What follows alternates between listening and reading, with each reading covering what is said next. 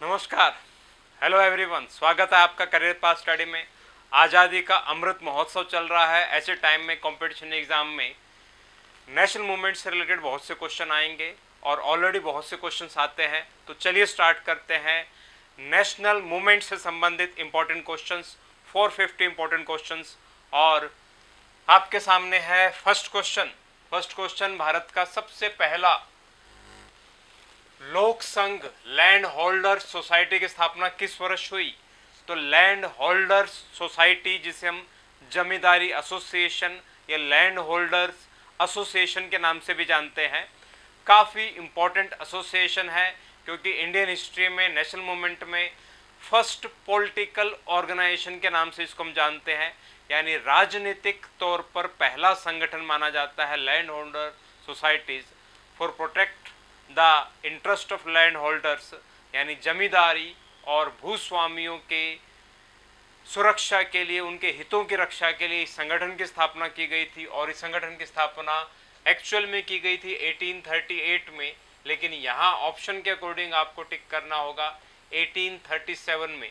और किसके द्वारा लैंड होल्डर सोसाइटी की स्थापना की गई थी? तो लैंड होल्डर सोसाइटी की स्थापना की गई थी द्वारकानाथ टैगोर और उनके साथ साथ जो है प्रसन्ना कुमार टैगोर के द्वारा जमींदारों के हितों की रक्षा के लिए स्पेशली लैंड होल्डर सोसाइटी की स्थापना की गई थी। और नेक्स्ट क्वेश्चन है, लैंड होल्डर्स सोसाइटी के उद्देश्य निम्नलिखित में से किस वर्ग के हित से जुड़े थे? तो जमींदारों के वर्ग के हित से जुड़े हुए थे।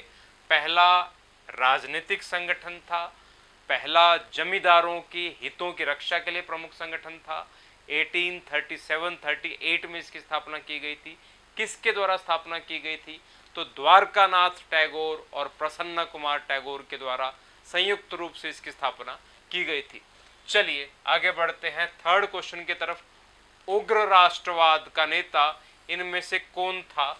उग्र राष्ट्रवाद एक्सट्रीमिस्ट नेशनलिस्ट एसोसिएशन से संबंधित, यानी जिसकी विचारधारा उग्र क्रांतिकारी विचारधारा संबंधित थी, तो गोपाल कृष्ण गोखले आपको पता ही है, उदारवादी विचारधारा से संबंधित है। लिबरल माने जाते हैं गोपाल कृष्ण गोखले, महात्मा गांधी लिबरल, और CR दास, देशबंधु चित्तरंजन दास, ये भी लिबरल थे। लेकिन अरविंद, या जिसे हम बोल सकते हैं अरविंद घोष, काफ़ी इंपॉर्टेंट पर्सनैलिटी है इंडियन नेशनल मूवमेंट से संबंधित। अरविंद घोष बहुत ज़्यादा इंपॉर्टेंट है। अरविंद घोष क्योंकि 1902 ईस्वी में जो अहमदाबाद का कांग्रेस का अधिवेशन हुआ था, उसमें बाल गंगाधर तिलक से मिले थे अरविंद घोष, और बाल गंगाधर तिलक के विचारों से काफ़ी प्रभावित हुए थे अरविंद घोष। और बंगाल में अनुशीलन समिति, जो एक सीक्रेट रिवॉल्यूशनर सोसाइटी थी, एक गुप्त क्रांतिकारी संगठन थी, उसके संस्थापक सदस्यों में से एक थे अरविंद घोष। बंगाल में महत्वपूर्ण रूप से, काफ़ी इंपॉर्टेंट रूप से बंगाली क्रांतिकारियों के काफ़ी प्रेरणा स्रोत माने जाते हैं अरविंद घोष। और अरविंद घोष ऐसे व्यक्ति थे जिन्होंने क्रांतिकारी जीवन को 1911 में त्याग कर संन्यास धारण कर लिया था, सन्यासी बन गए थे। बाद में पौंडीचेरी में, जिसे आजकल हम पुडुचेरी के नाम से जानते हैं, वहाँ इन्होंने ऑरविले आश्रम की स्थापना की, जिसे हम औरविंदो आश्रम या ऑरविले आश्रम के नाम से जानते हैं। 1950 तक, जब तक अरविंद घोष जीवित रहे, पौंडीचेरी में अपने आश्रम में प्रमुख रूप से रहे। ये क्रांतिकारी थे, समाज सुधारक थे और काफ़ी प्रमुख लेखक थे। योगा से संबंधित इन्होंने प्रमुख पुस्तक भी लिखी है, द सिंथेसिस ऑफ योगा के नाम से। लाइफ डिवाइन के नाम से अध्यात्म के ऊपर उन्होंने बुक लिखी है। सावित्री के नाम से इन्होंने बुक्स लिखी है। और इसके अलावा अरविंद घोष की हम बात करें तो 1872 में इनका जन्म हुआ और 1950 में इनकी मृत्यु हुई। और अंतिम रूप से जो है ये अध्यात्म और संन्यास के तौर पर जाने जाते हैं। लेकिन राष्ट्रीय आंदोलन में बंगाल में क्रांतिकारियों का एक पूरा दल इनकी प्रेरणा से इकट्ठा हुआ था और ये प्रेरित हुए थे बाल गंगाधर तिलक से। तो यहाँ क्वेश्चन है उग्र राष्ट्रवाद का नेता, इनमें से ऑप्शन हो जाएगा अरविंद घोष। चलिए आगे बढ़ते हैं नेक्स्ट क्वेश्चन की तरफ। भारत का प्रथम आर्थिक विचारक कौन था? आर्थिक विचारक जो है फाइनेंशियल थिंकर, इकोनॉमिक थिंकर कौन था? तो श्यामजी कृष्ण वर्मा। कौन थे? तो श्यामजी कृष्ण वर्मा प्रमुख क्रांतिकारी थे जिन्होंने 1905 में लंदन में इंडिया हाउस की स्थापना की थी, जो आज भी इंडियन एम्बेसी के तौर पर जाना जाता है। और आर्थिक विचार से संबंधित देखा जाए तो रजनी पामदत्त और दादा भाई नौरोजी दोनों संबंधित हैं, लेकिन प्रथम विचारक बोला है इसने, क्वेश्चन पूछा है प्रथम विचारक, तो राष्ट्रीय आंदोलन के दौरान दादा भाई नौरोजी, जिसे हम grand old man of India के नाम से जानते हैं, वो भारत के प्रथम आर्थिक विचारक थे। इन्होंने एक फेमस बुक लिखी है, poverty and un British rule of India. Poverty and un British rule of India के नाम से इन्होंने प्रमुख पुस्तक लिखी है दादा भाई नौरोजी ने। और पहले भारतीय, फर्स्ट इंडियन जो ब्रिटिश पार्लियामेंट में मेंबर चुने गए थे, तो वो है दादा भाई नौरोजी।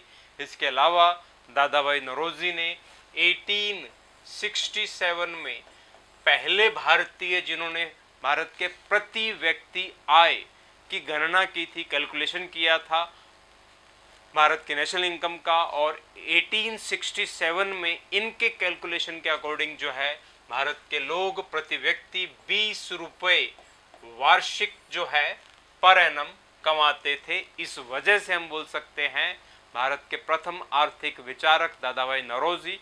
और दादा भाई नौरोजी जिन्होंने भारत में सबसे पहले नेशनल इनकम, राष्ट्रीय आय की गणना की थी। इसके अलावा राष्ट्रीय आय के अलावा दादा भाई नौरोजी ने रफ्त गोफ्तार के नाम से एक प्रमुख जो है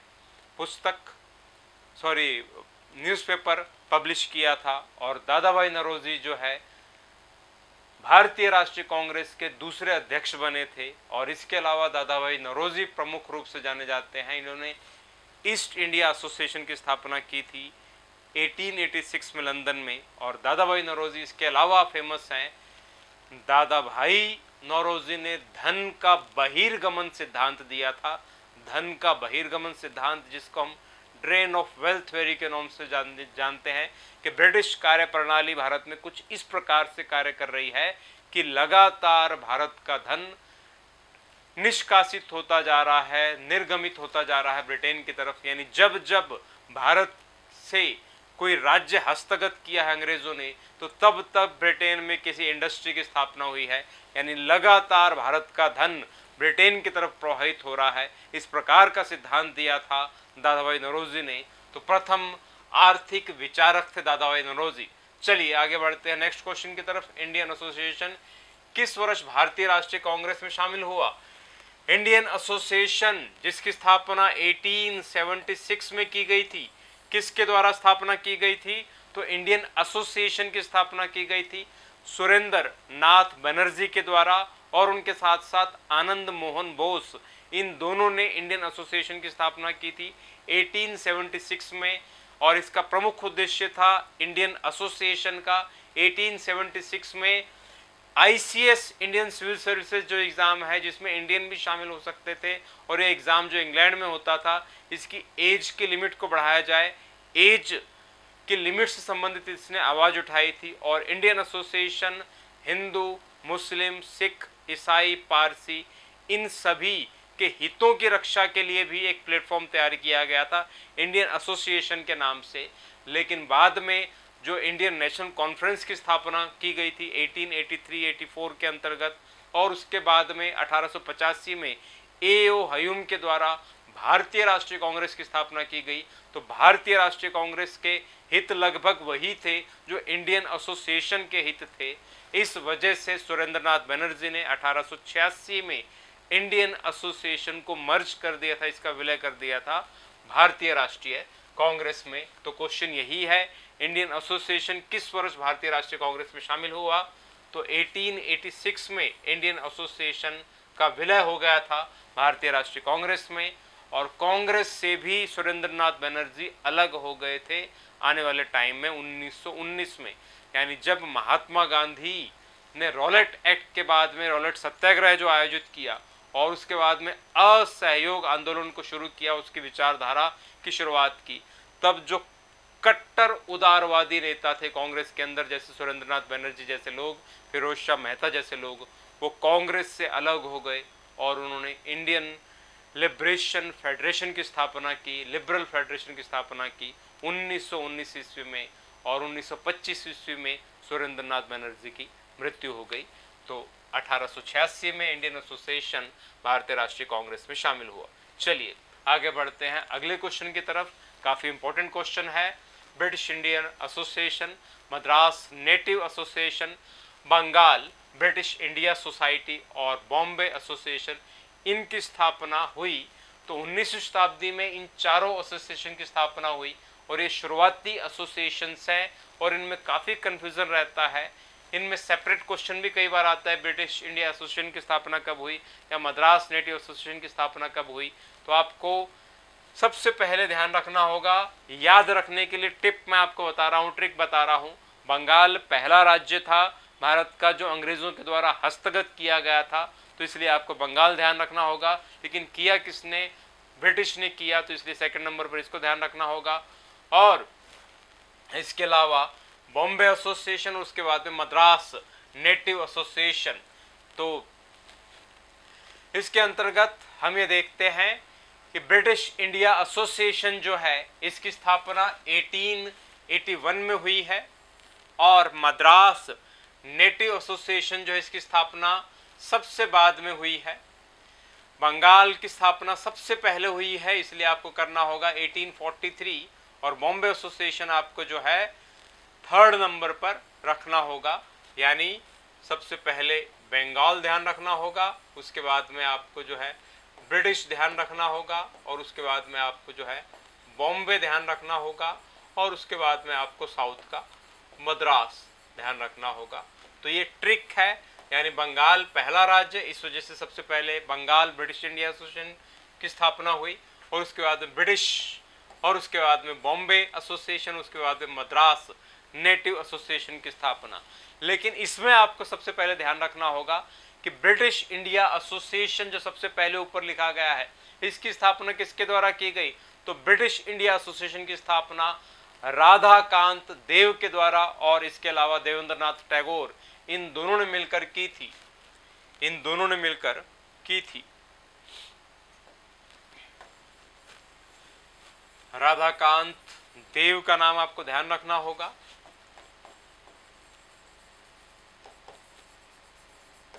और इसके अलावा देवेंद्रनाथ टैगोर का नाम आपको ध्यान रखना होगा ब्रिटिश इंडिया एसोसिएशन की स्थापना के लिए। और इसके अलावा जो है मद्रास नेटिव एसोसिएशन जो है इसकी स्थापना गुजलू एल चेट्टी के द्वारा की गई थी। गुजलू एल चेट्टी के द्वारा की गई थी इसकी स्थापना। और बंगाल ब्रिटिश इंडिया सोसाइटी की स्थापना, तो बंगाल ब्रिटिश इंडिया सोसाइटी की स्थापना एक ब्रिटिशर के द्वारा की गई थी, जॉर्ज थॉमसन के द्वारा इसकी स्थापना की गई थी। जॉर्ज थॉमसन के द्वारा इसकी स्थापना की गई थी। और बॉम्बे एसोसिएशन की स्थापना जो है जगन्नाथ शंकर सेठ के द्वारा की गई थी। जगन्नाथ शंकर सेठ के द्वारा इसकी स्थापना की गई थी। तो राधाकांत देव और देवेंद्रनाथ टैगोर इनके द्वारा ब्रिटिश इंडिया एसोसिएशन की स्थापना की गई, और मद्रास नेटिव एसोसिएशन की स्थापना गुजलू एल चेट्टी के द्वारा की गई।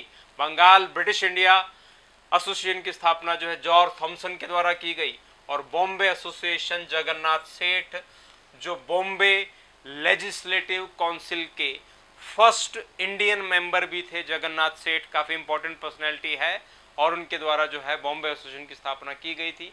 इसके अलावा Asiatic society of Bombay, Asiatic society of Bengal की बात नहीं कर रहा, एशियाटिक सोसाइटी ऑफ बॉम्बे, इसके पहले इंडियन यानी नॉन ब्रिटिशर मेंबर भी जगन्नाथ सेठ थे।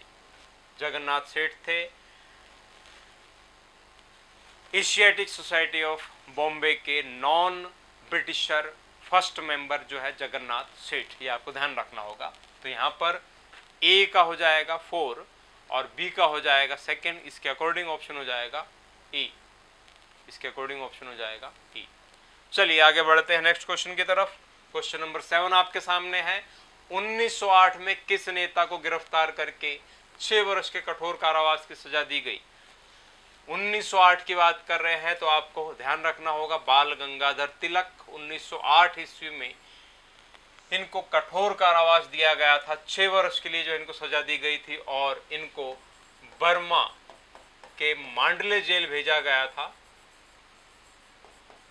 बर्मा के मांडले जेल में भेजा गया था 6 वर्ष के लिए बाल गंगाधर तिलक को। बाल गंगाधर तिलक जिनका जन्म 1856 में हुआ था, 1856 से 1920 तक का इनका टाइम पीरियड है। 1920 में इनकी मृत्यु हुई थी बॉम्बे में और 1856 में इनका जन्म हुआ था, महाराष्ट्र के चिखली में इनका जन्म हुआ था। और बाल गंगाधर तिलक काफ़ी important personality Indian national movement में, क्योंकि उग्र राष्ट्रवादी नेता में शामिल थे और लाल बाल पाल इनकी जो तिगड़ी थी वो काफ़ी इंपॉर्टेंट मानी जाती है इंडियन नेशनल मूवमेंट के अंतर्गत। बाल गंगाधर तिलक इन्होंने शिवाजी महोत्सव की शुरुआत की 1895 में और इसके अलावा इन्होंने गणपति महोत्सव की शुरुआत की थी। यानी ऐसे समय में जब अंग्रेज़ों ने 10 से ज़्यादा भारतीयों को इकट्ठा होने की अनुमति नहीं दी हुई थी, ऐसे समय में लोगों को इकट्ठा करने के लिए, प्रोत्साहित करने के लिए इन्होंने शिवाजी महोत्सव की शुरुआत की, महाराष्ट्र में गणपति महोत्सव की शुरुआत की।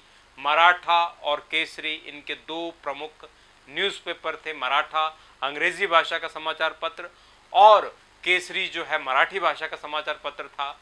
बाल गंगाधर तिलक भारत में प्रथम जो क्रांतिकारी घटना हुई थी 1897 में पुणे के प्लेग कमिश्नर की हत्या की गई थी, रैंड की हत्या की गई थी चापेकर ब्रदर्स के द्वारा, उनको प्रेरित किया गया था बाल गंगाधर तिलक के द्वारा, इसलिए सबसे पहली गिरफ्तारी तिलक की 1897 में हुई थी। और उसके बाद में 1908 में मांडले जेल में भेजे गए थे। किस आधार पर भेजे गए थे? यानी 1908 में जो मुजफ्फरपुर षड्यंत्र केस हुआ था जिसमें खुदीराम बोस और प्रफुल्ल चाकी शामिल थे, उनके फेवर में जिन्होंने न्यूज़पेपर में लिखा था, इसी वजह से इनके ऊपर राजद्रोह का मामला दर्ज किया गया और इनको मांडले जेल भेजा गया 6 वर्ष की सजा के द्वारा बाल गंगाधर तिलक। इससे आगे बढ़ते हैं। नेक्स्ट क्वेश्चन है, इल्बर्ट बिल संबंधी विवाद इनमें से किस वायसराय के समय उभरा था? इल्बर्ट बिल काफी इंपॉर्टेंट बिल है, 1883 से संबंधित है। इल्बर्ट बिल, लॉर्ड रिपन इसमें आंसर होगा। लॉर्ड रिपन जो है भारत के वायसराय थे 1880 से 1884 तक, 1880 से 1884 तक लॉर्ड रिपन जो है वायसराय थे और इनको एक उदारवादी वायसराय के तौर पर जाना जाता है, इनको एक लिबरल वायसराय के तौर पर जाना जाता है। उसका कारण है कि उन्होंने भारतीयों की सुरक्षा के लिए, भारतीयों के, इंडियंस के हितों की रक्षा के लिए, इंटरेस्ट के लिए बहुत से काम किए, जिनमें से एक काम था इल्बर्ट बिल। हालांकि ये पास नहीं हो पाया, ये एक्ट नहीं बन पाया, लेकिन 1883 में इल्बर्ट बिल जो लाया गया था लॉर्ड रिपन के द्वारा वो ऐतिहासिक था। इसके अंतर्गत लॉर्ड रिपन जो है भारतीयों को और अंग्रेजों को समान अधिकार देना चाहते थे। यानी इल्बर्ट बिल लाया गया था इस आधार पर कि भारत में यदि किसी भी अंग्रेज के ऊपर केस चलाया जाता है तो कोई भारतीय जज भी उसकी सुनवाई, उसकी अपील को सुन सकता है। ये कानून बनाना चाहते थे लॉर्ड रिपन, लेकिन भारत और ब्रिटेन दोनों में लॉर्ड रिपन को अंग्रेजों के विरोध का सामना करना पड़ा। क्यों सामना करना पड़ा? क्योंकि अंग्रेज मानते थे कि भारतीय लोग असभ्य हैं, उनसे तुच्छ हैं, उनसे नीचे है, तो कोई भारतीय जज उनके केस की अपील की सुनवाई कैसे कर सकता है। इस वजह से लॉर्ड रिपन को भी भारत से वापस जाना पड़ा था और 1883 में इल्बर्ट बिल जो है, जो लाया गया था, वो बाद में रिजेक्ट कर दिया गया। लेकिन प्रमुख रूप से विवादों में इस वजह से आया क्योंकि अंग्रेज चाहे भारत में थे चाहे ब्रिटेन में थे, वो नहीं चाहते थे कि इल्बर्ट बिल के अंतर्गत भारतीयों को अंग्रेजों के समान अधिकार प्राप्त हों। इस वजह से ये पारित नहीं हो पाया। लेकिन लॉर्ड रिपन एक उदारवादी भारतीय वायसराय के तौर पर जाने जाते हैं। चलिए, लॉर्ड रिपन एक उदारवादी नेता के तौर पर, एक उदारवादी वायसराय के तौर पर जाने जाते हैं और ये भारतीय और अंग्रेजों को समान अधिकार के तौर पर देखते थे। इस वजह से इल्बर्ट बिल आए और हालांकि ये पारित नहीं हो पाया, लेकिन इनका उदारवादी चेहरा काफी दिखाई देता। चलिए आगे बढ़ते हैं नेक्स्ट क्वेश्चन की तरफ।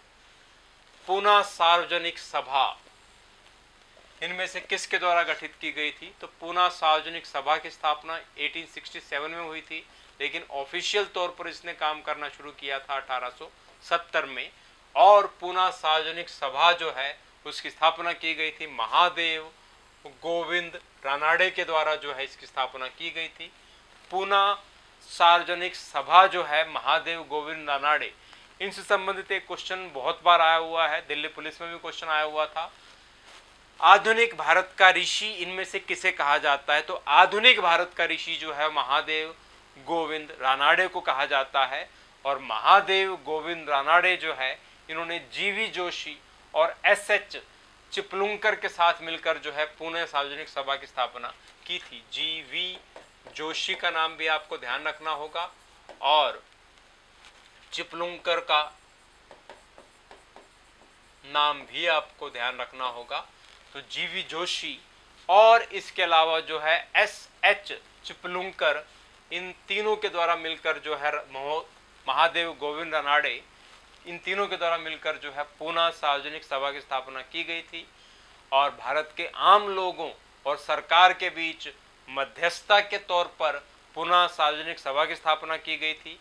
और इसके अलावा किसानों के अधिकारों की आवाज उठाने के लिए भी मुख्य रूप से काम किया था पूना सार्वजनिक सभा ने। तो काफी इंपॉर्टेंट है पूना सार्वजनिक सभा, विधवा आश्रम, फर्ग्यूसन एजुकेशन सोसाइटी, इन सभी के संस्थापक सदस्यों के तौर पर जो है महादेव गोविंद रानाडे को जाना जाता है। इसके पहले जो अध्यक्ष थे पूना सार्वजनिक सभा के, सबसे पहले जो अध्यक्ष बने थे वो थे भवन राव श्रीनिवास राव। भवन राव श्री निवास राव इसके पहले अध्यक्ष थे। यानी क्वेश्चन इस तरीके से पूछा जा सकता है कि पूना सार्वजनिक सभा के पहले अध्यक्ष कौन थे? तो हम बोल सकते हैं भवन राव श्री निवास राव जो है इसके पहले अध्यक्ष थे। लेकिन पूना सार्वजनिक सभा की पहली महिला अध्यक्ष कौन थी? तो मीरा पाओगी। और ये बहुत बाद में जाकर जो है पहली महिला अध्यक्ष बनी। कब?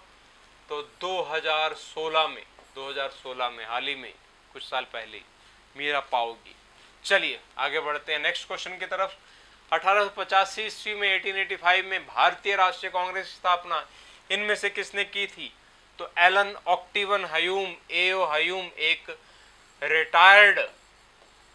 रिटायर्ड आईसीएस ऑफिसर थे, इंडियन सिविल सर्वेंट रह चुके थे एलन ऑक्टिवन ह्यूम। और इनका मानना था कि एक ऐसा प्लेटफॉर्म होना चाहिए, एक ऐसी राष्ट्रीय स्तर पर संस्था होनी चाहिए जो भारतीय लोग अंग्रेजों से डिमांड करते हैं, वो प्लेटफॉर्म जो है अपनी मांगे ब्रिटिश सरकार के सामने खुलकर रख पाए।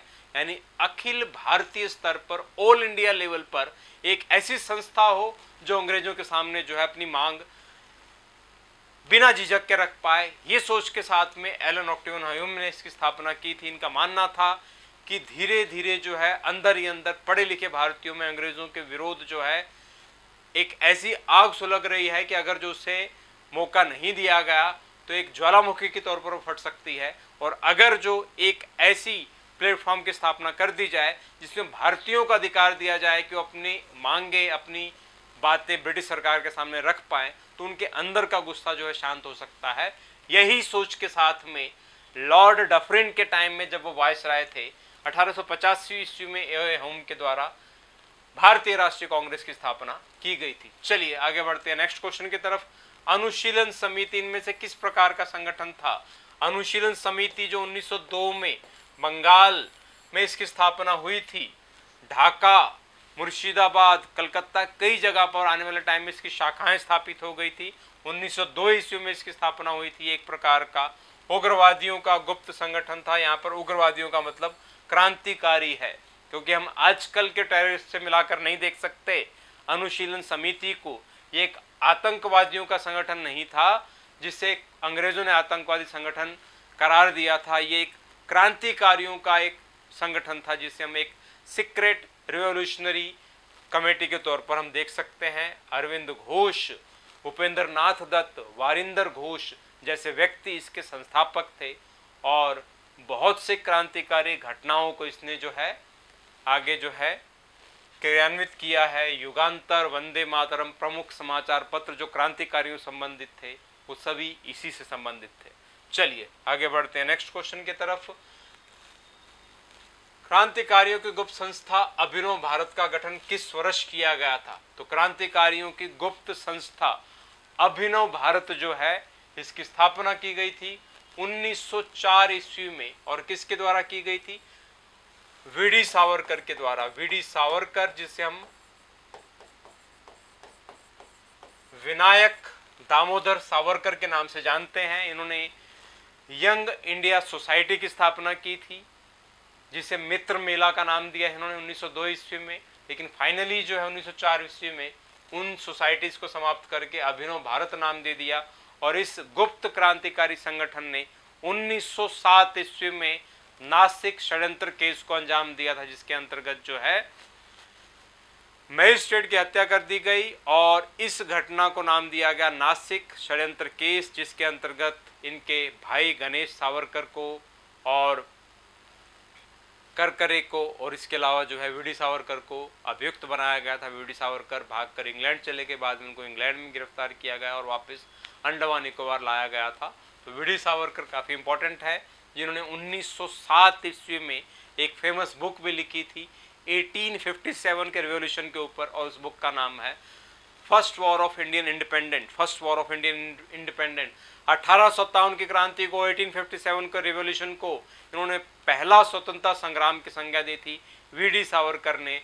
और 1921 ईस्वी में जो मोपला विद्रोह हुआ था केरला में उसके ऊपर भी इन्होंने प्रमुख बुक लिखी है मोपला के नाम से, काफी इंपॉर्टेंट है।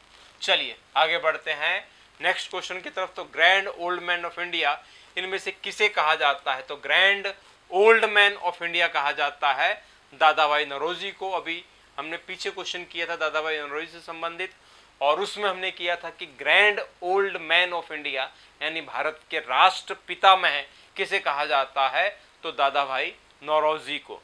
पारसी समुदाय से संबंधित थे, पारसियों के विकास के लिए इन्होंने प्रमुख संस्था की स्थापना की थी जिसका नाम था रहनुमाए मजदयासन सभा और उसका प्रमुख समाचार पत्र था रफ्त गोफ्तार। तो रहनुमाए मजदयासन सभा दादा भाई नौरोजी के द्वारा गठित संस्था है पारसी समुदाय के विकास के लिए और रफ्त गोफ्तार उसी का प्रमुख समाचार पत्र था। चलिए आगे बढ़ते हैं नेक्स्ट क्वेश्चन की तरफ। इनमें से कौन पत्रकारिता के लिए प्रथम बार जेल गए थे? तो पत्रकारिता के लिए प्रथम बार जेल गए थे, काफी इंपॉर्टेंट क्वेश्चन है और बहुत बार देखा गया है, बहुत से एग्जाम्स में यूपीएससी तक के एग्जाम में इसको देखा गया है। तो पत्रकारिता के लिए प्रथम बार जेल गए थे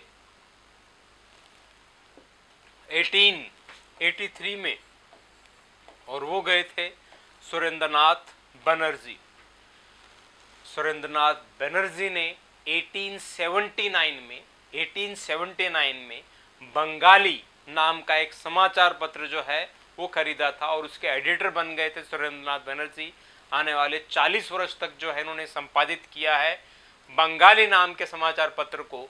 लेकिन 1883 ईस्वी में 1883 में बंगाली समाचार पत्र में एक आर्टिकल लिखा गया था जिसे कंटेम्प्ट ऑफ कोर्ट माना गया, कोर्ट की अवमानना माना गया और उस आधार पर जो है सुरेंद्रनाथ बनर्जी को 1883 में जेल जाना पड़ा। इस वजह से कहा जाता है कि पत्रकारिता के लिए प्रथम बार जेल कौन गए थे? तो हम बोल सकते हैं सुरेंद्रनाथ बनर्जी, जिन्होंने इंडियन एसोसिएशन की स्थापना की थी 1876 में और 1886 में इन्होंने जो है इंडियन एसोसिएशन को मर्ज कर दिया था, उसका विलय कर दिया था। किस में? तो भारतीय राष्ट्रीय कांग्रेस में। चलिए आगे बढ़ते हैं नेक्स्ट क्वेश्चन की तरफ। 1886 ईस्वी में 1886 में ईस्ट इंडिया एसोसिएशन की स्थापना इनमें से किसके द्वारा की गई थी और कहां की गई थी? तो ईस्ट इंडिया एसोसिएशन की स्थापना लंदन में की गई थी। किसके द्वारा की गई थी? तो दादा भाई नौरोजी के द्वारा की गई थी। दादा भाई नौरोजी के द्वारा ईस्ट इंडिया एसोसिएशन की स्थापना की गई थी और इसकी स्थापना का प्रमुख उद्देश्य था भारतीयों और अंग्रेजों के बीच में मध्यस्थता करना, इसका प्रमुख उद्देश्य था। इसी उद्देश्य के साथ में लंदन में ईस्ट इंडिया एसोसिएशन की स्थापना की गई थी। चलिए आगे बढ़ते हैं। ईस्ट इंडिया कंपनी सरकार ने भारत से धन भेजने की समस्या प्रारंभ में कैसे सुलझाई? यानी शुरुआत में जब ईस्ट इंडिया कंपनी का अधिकार भारत के राज्यों पर हो गया, खासकर सबसे पहले बंगाल राज्य पर, तो भारत से धन इंग्लैंड कैसे भेजा जाता था? तो इस समस्या को प्रारंभ में सुलझाया गया था। यूरोप से अपेक्षाकृत अधिक मात्रा में कपास और सिल्क की वस्तुओं को खरीदा जाता भारत में, यानी जो धन भारत के देसी रियासतों से प्राप्त किया जाता था उस धन से जो इस पैसे से कपास और सिल्क के वस्तुओं को खरीदा जाता और उसे भेज दिया जाता बंगाल में, इंग्लैंड में। तो इस आधार पर इस समस्या को सुलझाया गया था। नेक्स्ट क्वेश्चन आपके सामने है, 2 ऑप्शन दिए गए हैं, काफी इंपॉर्टेंट है, काफी थोड़ा डेप्थ में भी है। कृषकों की राहत के लिए जो पारित किए गए एक्ट थे स्वतंत्रता से पहले और कब पारित किए गए? तो स्पेशली ये चारों एक्ट जो है limitation of transfer of agriculture land से संबंधित थे। Limitation of transfer of agriculture land से संबंधित थे और इसके साथ साथ जो है ये लोन रिलीफ से संबंधित भी माने जाते हैं, यानी किसानों का कर्ज माफ करने संबंधित और किसानों की जो जमीन है उसे कम से कम कैसे किया जाए कि कम से कम वो ट्रांसफर की जाए, उससे संबंधित ये एक्ट आए थे अलग अलग प्रकार से। तो इसको समझने के लिए आप चारों दिशाओं को ध्यान में रख सकते हो। ये ईस्ट है, ये वेस्ट है, ये ईस्ट है, ये नॉर्थ है और ये साउथ है, यानी उत्तर, दक्षिण, पश्चिम और पूर्व। तो उत्तर में पंजाब है, तो पंजाब को आपको ध्यान रखना होगा। पंजाब लैंड एलिएशन एक्ट जो है 1900 ईस्वी में पारित हुआ था। और नॉर्थ वेस्ट की हम बात करें तो नॉर्थ वेस्ट जो है ये आपका वेस्ट साइड से संबंधित है, तो आपको ध्यान रखना होगा इसकी 1904 से संबंधित है। और सेंट्रल प्रोविंस से संबंधित जो है, बीच से संबंधित जो है आपका 1916 से संबंधित है। और डेक्कन जो है एग्रीकल्चर रिलीफ एक्ट सबसे पहले हुआ था और वो 1879 में हुआ था। तो आप इसको ध्यान रखने के लिए, यानी कृषकों की राहत से संबंधित जो पारित एक्ट थे उसको आप जो है चारों दिशाओं के आधार पर मान सकते हो। यानी उत्तर यानी पंजाब की बात करें तो 1900 ईस्वी में, और दक्कन की बात करें तो 1879 में। पश्चिम की बात करें यानी उत्तर पश्चिम की बात करें तो 1904 में, और सेंट्रल की बात करें तो 1916 में। तो पंजाब लैंड की हम बात करें तो पंजाब लैंड 1900 से संबंधित है, यानी ए का हो जाएगा 4। और डेक्कन जो है 1879 संबंधित है, यानी बी का हो जाएगा 1। नॉर्थ वेस्ट जो है 1904 से संबंधित है, तो ये सी का हो जाएगा 2। और डी का हो जाएगा आपका 1916 सेंट्रल, यानी डी का हो जाएगा 3, यानी ए का हो गया 4। उस आधार पर आपका आंसर हो जाएगा डी। तो इस तरीके से आप इसको इस ट्रिक के आधार पर जो है याद रख सकते हो। चलिए आगे बढ़ते हैं नेक्स्ट क्वेश्चन की तरफ। 1897 में किस व्यक्ति की गिरफ्तारी से राष्ट्रीय आंदोलन के एक नए चरण का प्रारंभ हुआ? 1897 में किस व्यक्ति की गिरफ्तारी से राष्ट्रीय आंदोलन के एक नए चरण का प्रारंभ हुआ? तो हमने अभी पीछे ही डिस्कस किया था, चर्चा की थी कि 1897 में पुणे के प्लेग कमिश्नर रैंड की हत्या की गई थी चापेकर ब्रदर्स के द्वारा, और उनको प्रेरित किया था ये कार्य करने के लिए बाल गंगाधर तिलक के द्वारा लिखे गए आर्टिकल्स ने। इस वजह से इस घटना की वजह से गिरफ्तार कर लिया गया था तिलक को, और बाल गंगाधर तिलक की गिरफ्तारी के साथ ही भारत में एक राष्ट्रीय आंदोलन के नए चरण का प्रारंभ हुआ। हम राष्ट्रीय आंदोलन के दौरान क्रांतिकारी आंदोलन का सबसे पहला चरण शुरू करते हैं 1897 से, 1897 से लेकर तो 1914 तक का जो टाइम पीरियड है, 1914 तक का टाइम पीरियड है, इसको पहला वेव माना जाता है रिवॉल्यूशनल एक्टिविटीज के लिए, यानी क्रांतिकारी घटनाओं के लिए पहला चरण माना जाता है ये। इसलिए इस चरण की शुरुआत हुई थी 1897 में बाल गंगाधर तिलक की गिरफ्तारी के साथ ही। चलिए आगे बढ़ते हैं नेक्स्ट क्वेश्चन की तरफ। इनमें से किस स्थान पर 1907 में भारतीय राष्ट्रीय कांग्रेस में उदारवादियों तथा उग्रवादियों के मध्य विभाजन हुआ? तो आपको पता ही है, काफी फेमस है 1907 ईस्वी का कांग्रेस का सूरत अधिवेशन। इसकी बात करूं इससे पहले मैं डिस्कस करना चाहता हूं बंगाल विभाजन की। बंगाल विभाजन जो लॉर्ड कर्जन के द्वारा किया गया था, 16 अक्टूबर 1905 ईस्वी को बंगाल के दो पार्ट कर दिए गए थे, पश्चिम बंगाल और पूर्वी बंगाल के तौर पर। और पूर्वी बंगाल में मुस्लिम पॉपुलेशन मैक्सिमम हो गई थी और पश्चिम बंगाल में लगभग 40-60 का रेशो रह गया था।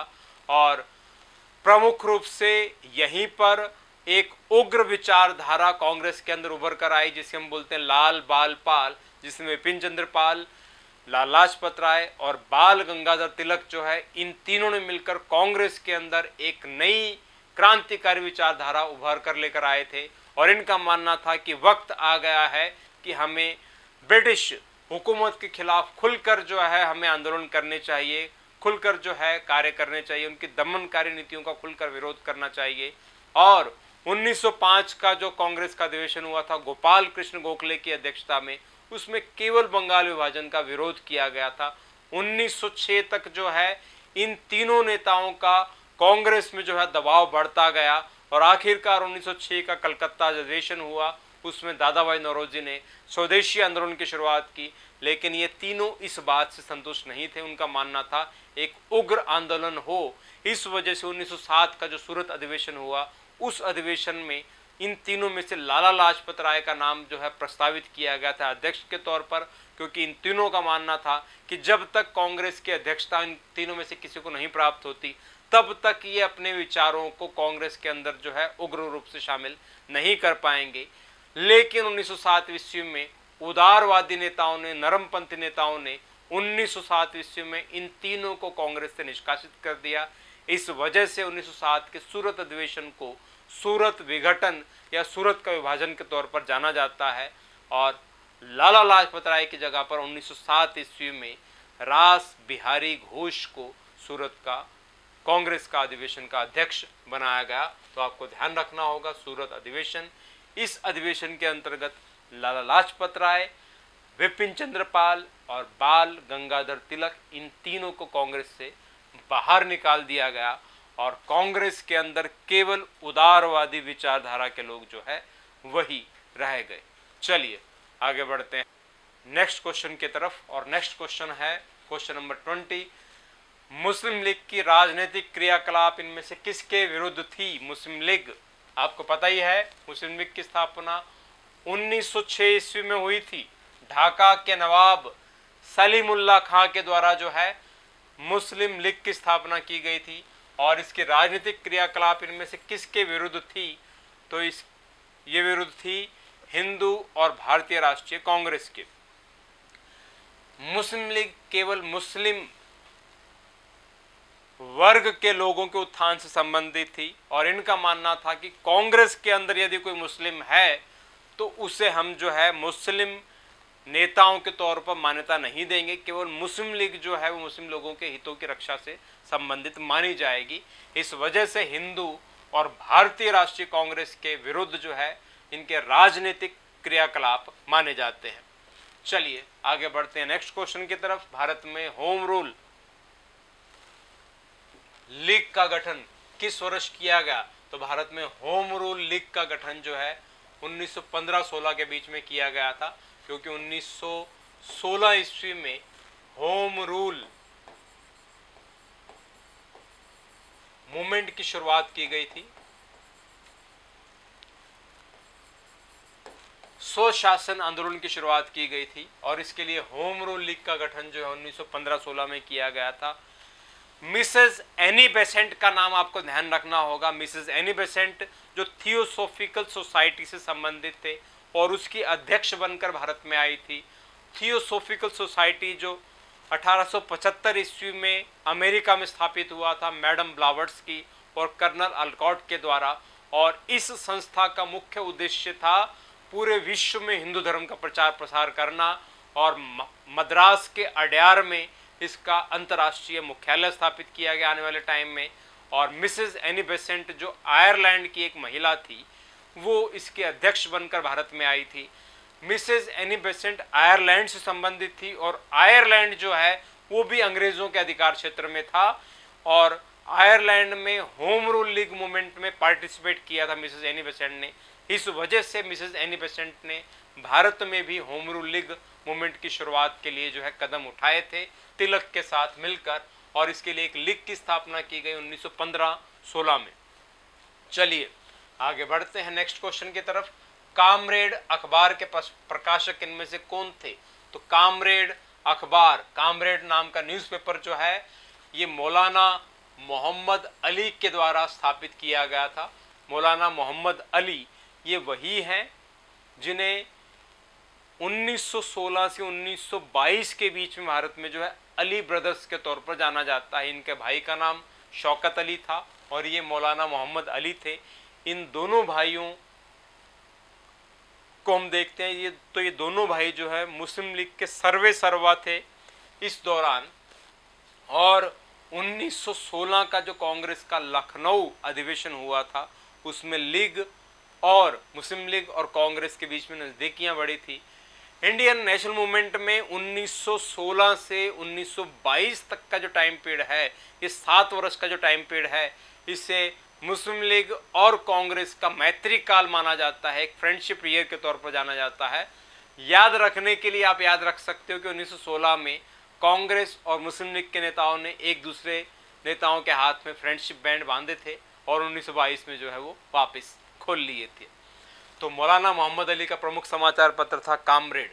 चलिए आगे बढ़ते हैं सन्यासी विद्रोह की तरफ। सन्यासी विद्रोह का उल्लेख इनमें से किस पुस्तक में मिलता है?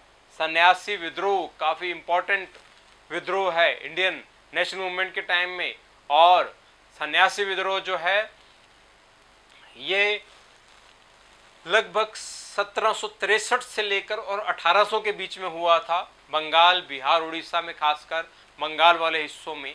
और माना जाता है कि जो स्थायी बंदोबस्त की शुरुआत हुई थी उस बंदोबस्त के बाद में जो तेजी से बहुत से किसानों के हाथ से जो है ज़मीनें जो है जमींदारों के हाथ में चली गई, तो वो जो किसान थे वो उनकी हालत मजदूरों जैसी रह गई थी और वो बहुत से सन्यासियों के साथ में, फकीरों के साथ में जो है मिल गए थे। और एक टाइम ऐसा था कि इनकी हजारों की संख्या में जो है इनके दल बन गए थे। इन्होंने गुरिल्ला युद्ध के माध्यम से जो है अंग्रेज़ों के खजाने को लूटा, गरीबों को बांटा, और इस प्रकार का विद्रोह लंबे टाइम तक चलता रहा। बहुत से अंग्रेजी दस्तावेजों में इनका बार बार उल्लेख हुआ है, बहुत बाद में जाकर इनका दमन हुआ। और इसी सन्यासी विद्रोह के ऊपर प्रमुख पुस्तक लिखी है बंकिम चंद्र चटर्जी ने, जिस पुस्तक का नाम है आनंद मठ। यानी आनंद मठ नाम की पुस्तक जो है पूर्ण रूप से सन्यासी विद्रोह पर आधारित है और इसमें पूरा का पूरा उल्लेख किया गया है सन्यासी विद्रोह का कि किस प्रकार से इनकी कार्यप्रणाली थी, ये कैसा विद्रोह हुआ और इसका कैसा दमन किया गया था। चलिए आगे बढ़ते हैं नेक्स्ट क्वेश्चन की तरफ। किस ब्रिटिश राजनेता ने 1857 के विद्रोह को राष्ट्रीय विद्रोह की संज्ञा दी? तो बहुत ज़्यादा इंपॉर्टेंट क्वेश्चन है, क्योंकि किसी ब्रिटिशर के द्वारा 1857 की क्रांति को राष्ट्रीय विद्रोह की संज्ञा तो एकमात्र ब्रिटिशर बेंजामिन डिज़रायली, जिन्होंने 1857 की क्रांति को राष्ट्रीय विद्रोह की संज्ञा दी थी। अदरवाइज इनके अलावा किसी भी ब्रिटिश लेखक ने 1857 के विद्रोह को नेशनल रिवॉल्यूशन का नाम नहीं दिया, केवल इनके द्वारा दिया गया है। चलिए आगे बढ़ते हैं नेक्स्ट क्वेश्चन की तरफ। 2 लिस्ट आपके सामने है। असहयोग आंदोलन आपको पता ही है। असहयोग आंदोलन यहाँ पर 1920 होना चाहिए, 1020 की जगह पर 1920 में इसकी शुरुआत हुई थी। सविनय अवज्ञा आंदोलन की शुरुआत महात्मा गांधी ने नमक आंदोलन के साथ की थी 1930 ईस्वी में। 12 मार्च 1930 आपको याद होगा जब नमक सत्याग्रह की शुरुआत की थी, जिसे हम दांडी मार्च के तौर पर जानते हैं। और होम रूल आंदोलन मिसेस एनी बेसेंट ने अप्रैल 1916 में सितंबर 1916 में शुरू किया था दक्षिण भारत में, और महाराष्ट्र और कर्नाटक के हिस्सों में अप्रैल 1916 में बाल गंगाधर तिलक के द्वारा शुरू किया गया था। और भारत छोड़ो आंदोलन 1942 ईस्वी में शुरू किया गया था 1942 ईस्वी में। तो ए का हो जाएगा 4 और बी का हो जाएगा 3 और सी का हो जाएगा 1। तो उस आधार पर आपका आंसर हो जाएगा बी। असहयोग आंदोलन 1920 ईस्वी में शुरू हुआ, सविनय अवज्ञा आंदोलन 1930 में शुरू हुआ, होम रूल 1916 में, और भारत छोड़ो आंदोलन 1942 में क्विट इंडिया मूवमेंट की शुरुआत हुई। चलिए आगे बढ़ते हैं नेक्स्ट क्वेश्चन की तरफ। 1857 की क्रांति को सैनिक विद्रोह की संज्ञा किसने दी? तो जॉन लॉरेंस ने इसको सैनिक विद्रोह की संज्ञा दी थी कि केवल ये सैनिकों का विद्रोह था, जॉन लॉरेंस के द्वारा। नेक्स्ट क्वेश्चन है, इनमें से किसने 1857 के विद्रोह को सुनियोजित स्वतंत्रता संग्राम की संज्ञा से विभूषित किया गया? तो सुनियोजित प्लान्ड फ्रीडम स्ट्रगल के तौर पर जाना जाता है ये। तो किसके द्वारा? वीर सावरकर, या जिसे हम बोल सकते हैं वीडी सावरकर। इन्होंने 1857 की क्रांति के जब 50 वर्ष पूरे हुए 1907 ईस्वी में, उस उपलक्ष्य में first war of Indian independent नाम से पुस्तक लिखी, और इस पुस्तक में सुनियोजित स्वतंत्रता संग्राम की संज्ञा के तौर पर इसे पुकारा था। तो वीर सावरकर या वीडी सावरकर के तौर पर इन्हें हम जानते हैं। नेक्स्ट क्वेश्चन आपके सामने है, इनमें से कौन सा जोड़ा सुमेलित नहीं है? खासी विद्रोह, ये चारों के चारों जो है खासी, मुंडा, भील, चुआर, ये सभी चारों के चारों विद्रोह जो है 18वीं 19वीं शताब्दी में जो भारत में जनजाति विद्रोह हुए, आदिवासियों के विद्रोह हुए, उससे संबंधित है। तो खासी विद्रोह जो है 1830 से 1833 तक संबंधित है। 1830 और 33 से संबंधित है। खासी विद्रोह आसाम से संबंधित है क्योंकि उत्तर पूर्वी भारत से संबंधित है। चुआर विद्रोह की बात करें तो चुआर विद्रोह जो है ये बंगाल से संबंधित है। 1769 से इसकी शुरुआत मानी जाती है चुआर विद्रोह की, और इसके अलावा 1805 तक जो है ये चला था। और मुंडा विद्रोह आपको पता ही है 1899 के आसपास से इसकी शुरुआत मानी जाती है मुंडा विद्रोह की। और बिरसा मुंडा ने प्रमुख रूप से जो है झारखंड, बिहार के हिस्सों में मुंडा विद्रोह किया था। और मुंडा विद्रोह को इंडियन हिस्ट्री में उल गुलान के नाम से भी जाना जाता है। उल गुलान का मतलब होता है बहुत बड़ा विद्रोह, यानी महाविद्रोह भी कहा जाता है इसे, क्योंकि काफी प्रमुख हुआ था ये। उल गुलान भी कहा जाता है इसे। और भील विद्रोह जो है ये गुजरात से संबंधित नहीं था, ये राजस्थान से संबंधित था, इसलिए यहाँ पर आंसर होगा भील विद्रोह। और ये वैसे देखा जाए तो 1812 से संबंधित है, 1812 से 19 के बीच में चला था भील विद्रोह राजस्थान में, तो इसलिए आंसर होगा डी। चलिए आगे बढ़ते हैं नेक्स्ट क्वेश्चन की तरफ। नेक्स्ट क्वेश्चन आपके सामने है, भगत सिंह का संबंध इनमें से किस संगठन से था? तो भगत सिंह का संबंध हिंदुस्तान सोशलिस्ट रिपब्लिकन एसोसिएशन से था। हिंदुस्तान सोशलिस्ट रिपब्लिकन एसोसिएशन, जिसकी स्थापना 1928 ईस्वी में दिल्ली में हुई थी। दिल्ली में कहाँ हुई थी? तो दिल्ली में आजकल का जो फिरोज शाह कोटला मैदान है, यहीं पर जो है क्रांतिकारियों ने हिंदुस्तान सोशलिस्ट रिपब्लिकन एसोसिएशन की स्थापना की थी। HSRA आपको ध्यान रखना होगा। HRA यानी हिंदुस्तान रिपब्लिकन एसोसिएशन, जिसमें सोशलिस्ट वर्ड शामिल नहीं था। इसकी स्थापना 1924 में हुई है और वो स्थापित हुई है कानपुर में। लेकिन हिंदुस्तान सोशलिस्ट रिपब्लिकन एसोसिएशन, इसकी स्थापना 1928 में हुई है। यानी जब हिंदुस्तान रिपब्लिकन एसोसिएशन की स्थापना 1924 में कानपुर में हुई, क्रांतिकारी संगठन की स्थापना, तो उसके संस्थापक सदस्यों में चंद्रशेखर आजाद, सचिंद्र सान्याल जैसे लोग शामिल थे, लेकिन हिंदुस्तान सोशलिस्ट रिपब्लिकन एसोसिएशन जो 1928 में स्थापित हुआ उसमें चंद्रशेखर आजाद, भगत सिंह जैसे लोग जो है संस्थापक सदस्यों में शामिल थे। यानी आपको याद रखने के लिए ध्यान रखना होगा, जब भगत सिंह HRA के साथ जुड़े तो उनके आने के साथ ही सोशलिस्ट शब्द यानी समाजवादी शब्द इसके साथ जुड़ गया, क्योंकि भगत सिंह समाजवादी विचारधारा से संबंधित थे। उनका मानना था कि समाज के सभी वर्ग को समान अधिकार प्राप्त हो, इस वजह से Hindustan socialist Republican association Bhagat Singh से संबंधित है। चलिए आगे बढ़ते हैं। हालांकि उससे पहले भी उन्होंने 1926 ईस्वी में लाहौर में, आजकल के पाकिस्तान के लाहौर में, नौजवान भारत सभा के नाम से एक संस्था की स्थापना की थी, लेकिन 1928 में ये जुड़ गए थे हिंदुस्तान सोशलिस्ट रिपब्लिकन एसोसिएशन से। चलिए आगे बढ़ते हैं नेक्स्ट क्वेश्चन की तरफ। लॉर्ड कर्जन ने बंगाल का विभाजन किस वर्ष किया? तो बहुत सिंपल क्वेश्चन है, 16 अक्टूबर 1905 ईस्वी में बंगाल विभाजन हुआ था, और बंगाल विभाजन के उपलक्ष्य में रविंद्रनाथ टैगोर ने राखी बंधन दिवस मनाया था।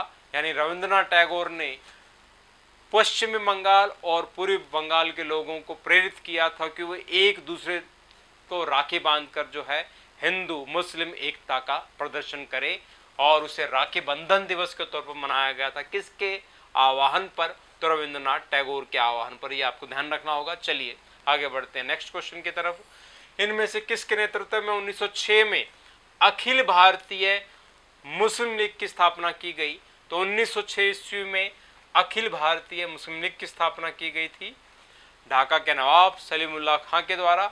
हालांकि इनको प्रेरित किया था किसने? आगा खां ने प्रेरित किया था, क्योंकि 1905 ईस्वी में आगा खां के नेतृत्व में एक मुस्लिम प्रतिनिधिमंडल लॉर्ड मिंटो सेकंड से मिलने के लिए शिमला गए थे, और उन्हीं के कहने पर 1906 ईस्वी में अगले ही वर्ष ढाका के नवाब सलीमुल्लाह खां ने मुस्लिम लीग की स्थापना ढाका में की थी।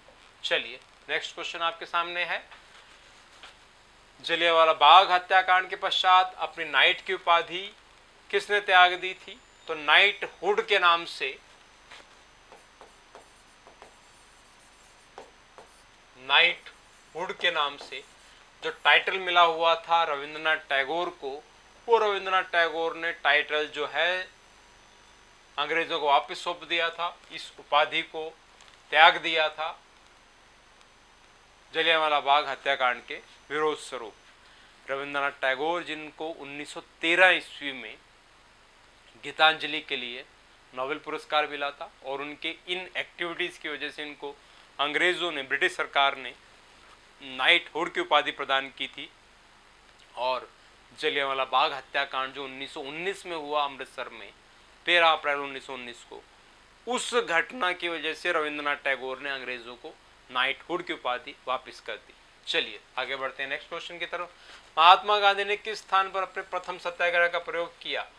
महात्मा गांधी ने पूरे विश्व में सबसे पहला सत्याग्रह दक्षिण अफ्रीका में किया था 1902 ईस्वी में, लेकिन यहाँ दक्षिण अफ्रीका ऑप्शन में नहीं है, तो इसका मतलब है कि महात्मा गांधी ने भारत में पहला सत्याग्रह कब किया?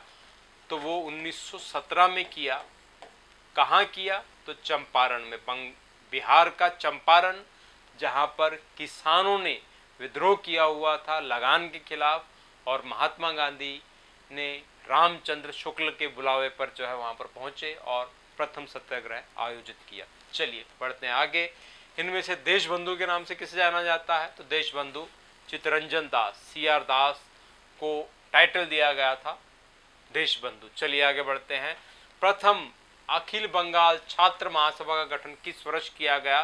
तो अगस्त 1928 ईस्वी में प्रथम बंगाल छात्र महासभा का गठन किया गया। क्वेश्चन बहुत बार पूछा गया है, ध्यान रखना होगा। प्रथम बंगाल छात्र महासभा का गठन किया गया था अगस्त 1928 ईस्वी में। नेक्स्ट क्वेश्चन आपके सामने है, और नेक्स्ट क्वेश्चन में 1926 में गठित पंजाब नौजवान भारत सभा का प्रथम सचिव किसे चुना गया? तो पंजाब नौजवान भारत सभा, इसको नौजवान भारत सभा के नाम से जाना जाता है। DAV कॉलेज लाहौर में भगत सिंह पढ़ते थे, और वहीं छात्रों को इकट्ठा करके इन्होंने एक नौजवान भारत सभा के नाम से जो है एक क्रांतिकारी संगठन की स्थापना की और इसके प्रथम सचिव भी भगत सिंह ही बनाए गए थे। इससे आगे है इनमें से सीमांत गांधी के नाम से किसे संबोधित किया गया, तो सीमांत गांधी, फ्रंटियर गांधी के तौर पर जाना जाता है खान अब्दुल गफ्फार खान। गांधीवादी विचारधारा संबंधित थे, महात्मा गांधी से काफी प्रेरित थे और 1930 में खुदाई खिदमतगार आंदोलन की शुरुआत उन्होंने की थी और इस आंदोलन को इंडियन नेशनल मूवमेंट में लाल कुर्ती आंदोलन के तौर पर भी जाना जाता है।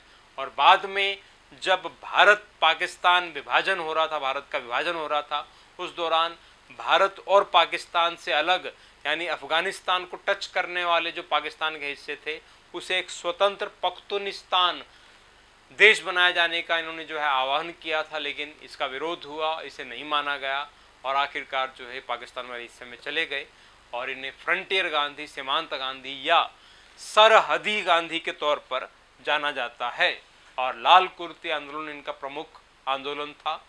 नेक्स्ट क्वेश्चन आपके सामने है, स्वतंत्र भारत का प्रथम गवर्नर जनरल। तो स्वतंत्र भारत का प्रथम गवर्नर जनरल फरवरी 1947 में जो भारत के गवर्नर जनरल बनकर आए थे, last governor general Lord Mountbatten, उन्हीं को बनाया गया था। 15 अगस्त 1947 से ये 21 जून 1948 तक भारत के गवर्नर जनरल के पद पर रहे लॉर्ड माउंटबेटन। कब तक? 21 जून 1948 तक, 21 जून 1948 तक ये स्वतंत्र भारत के पहले गवर्नर जनरल रहे। नेक्स्ट क्वेश्चन की तरफ बढ़ेंगे और नेक्स्ट क्वेश्चन आपके सामने है, क्वेश्चन नंबर 39 और स्वतंत्र भारत का अंतिम गवर्नर जनरल। स्वतंत्र भारत का पहला गवर्नर जनरल आपको पता ही है लॉर्ड माउंटबेटन थे। कब तक थे? 21 जून 1948 तक। और स्वतंत्र भारत के अंतिम गवर्नर जनरल जो है वो सी राजगोपालाचारी थे। स्वतंत्र भारत में केवल 2 गवर्नर जनरल हुए हैं, पहला लॉर्ड माउंटबेटन और दूसरा सी राजगोपालाचारी।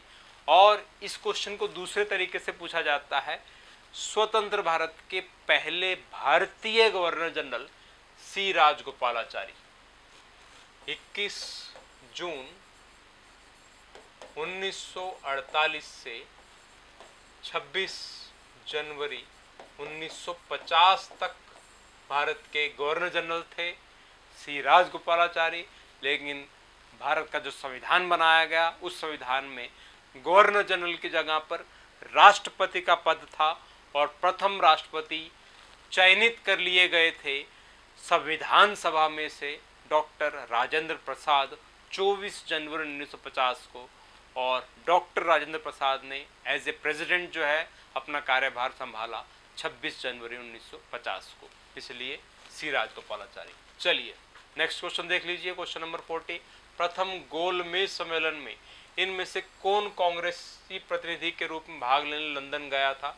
तो प्रथम गोलमेज सम्मेलन में कोई भी कांग्रेसी प्रतिनिधि भाग लेने के लिए लंदन नहीं गया था, इसलिए आंसर होगा डी, क्योंकि कांग्रेस ने केवल और केवल सेकेंड राउंड टेबल कॉन्फ्रेंस में भाग लिया था 1931 में।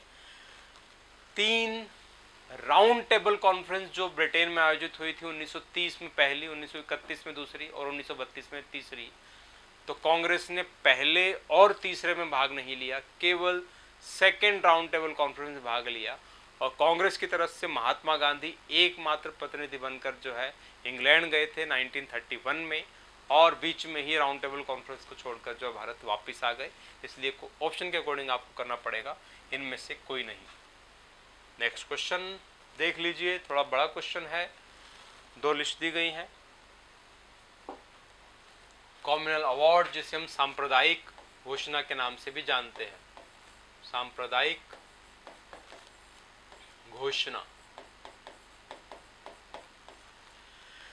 1932 से संबंधित है ये सांप्रदायिक घोषणा। कॉमनवेल्थ अवार्ड क्या था? कॉमनवेल्थ अवार्ड 1932 में तीनों गोलमेज सम्मेलन खत्म होने के बाद में ब्रिटिश प्रधानमंत्री रैमजे मैकडोनाल्ड ने एक घोषणा की थी जिसे हम बोलते हैं कॉमनवेल्थ अवार्ड या सांप्रदायिक घोषणा। और इस घोषणा के अंतर्गत उन्होंने अनुसूचित जाति के लोगों को पृथक निर्वाचन क्षेत्र यानी सेपरेट इलेक्शन एरिया डिस्ट्रीब्यूट करने की अनाउंसमेंट की। किसी को हम बोलते हैं सांप्रदायिक घोषणा। 1932 क्रिप्स मिशन भारत में आया था। 1942 में शिमला सम्मेलन आयोजित किया गया था लॉर्ड वेवल के टाइम में।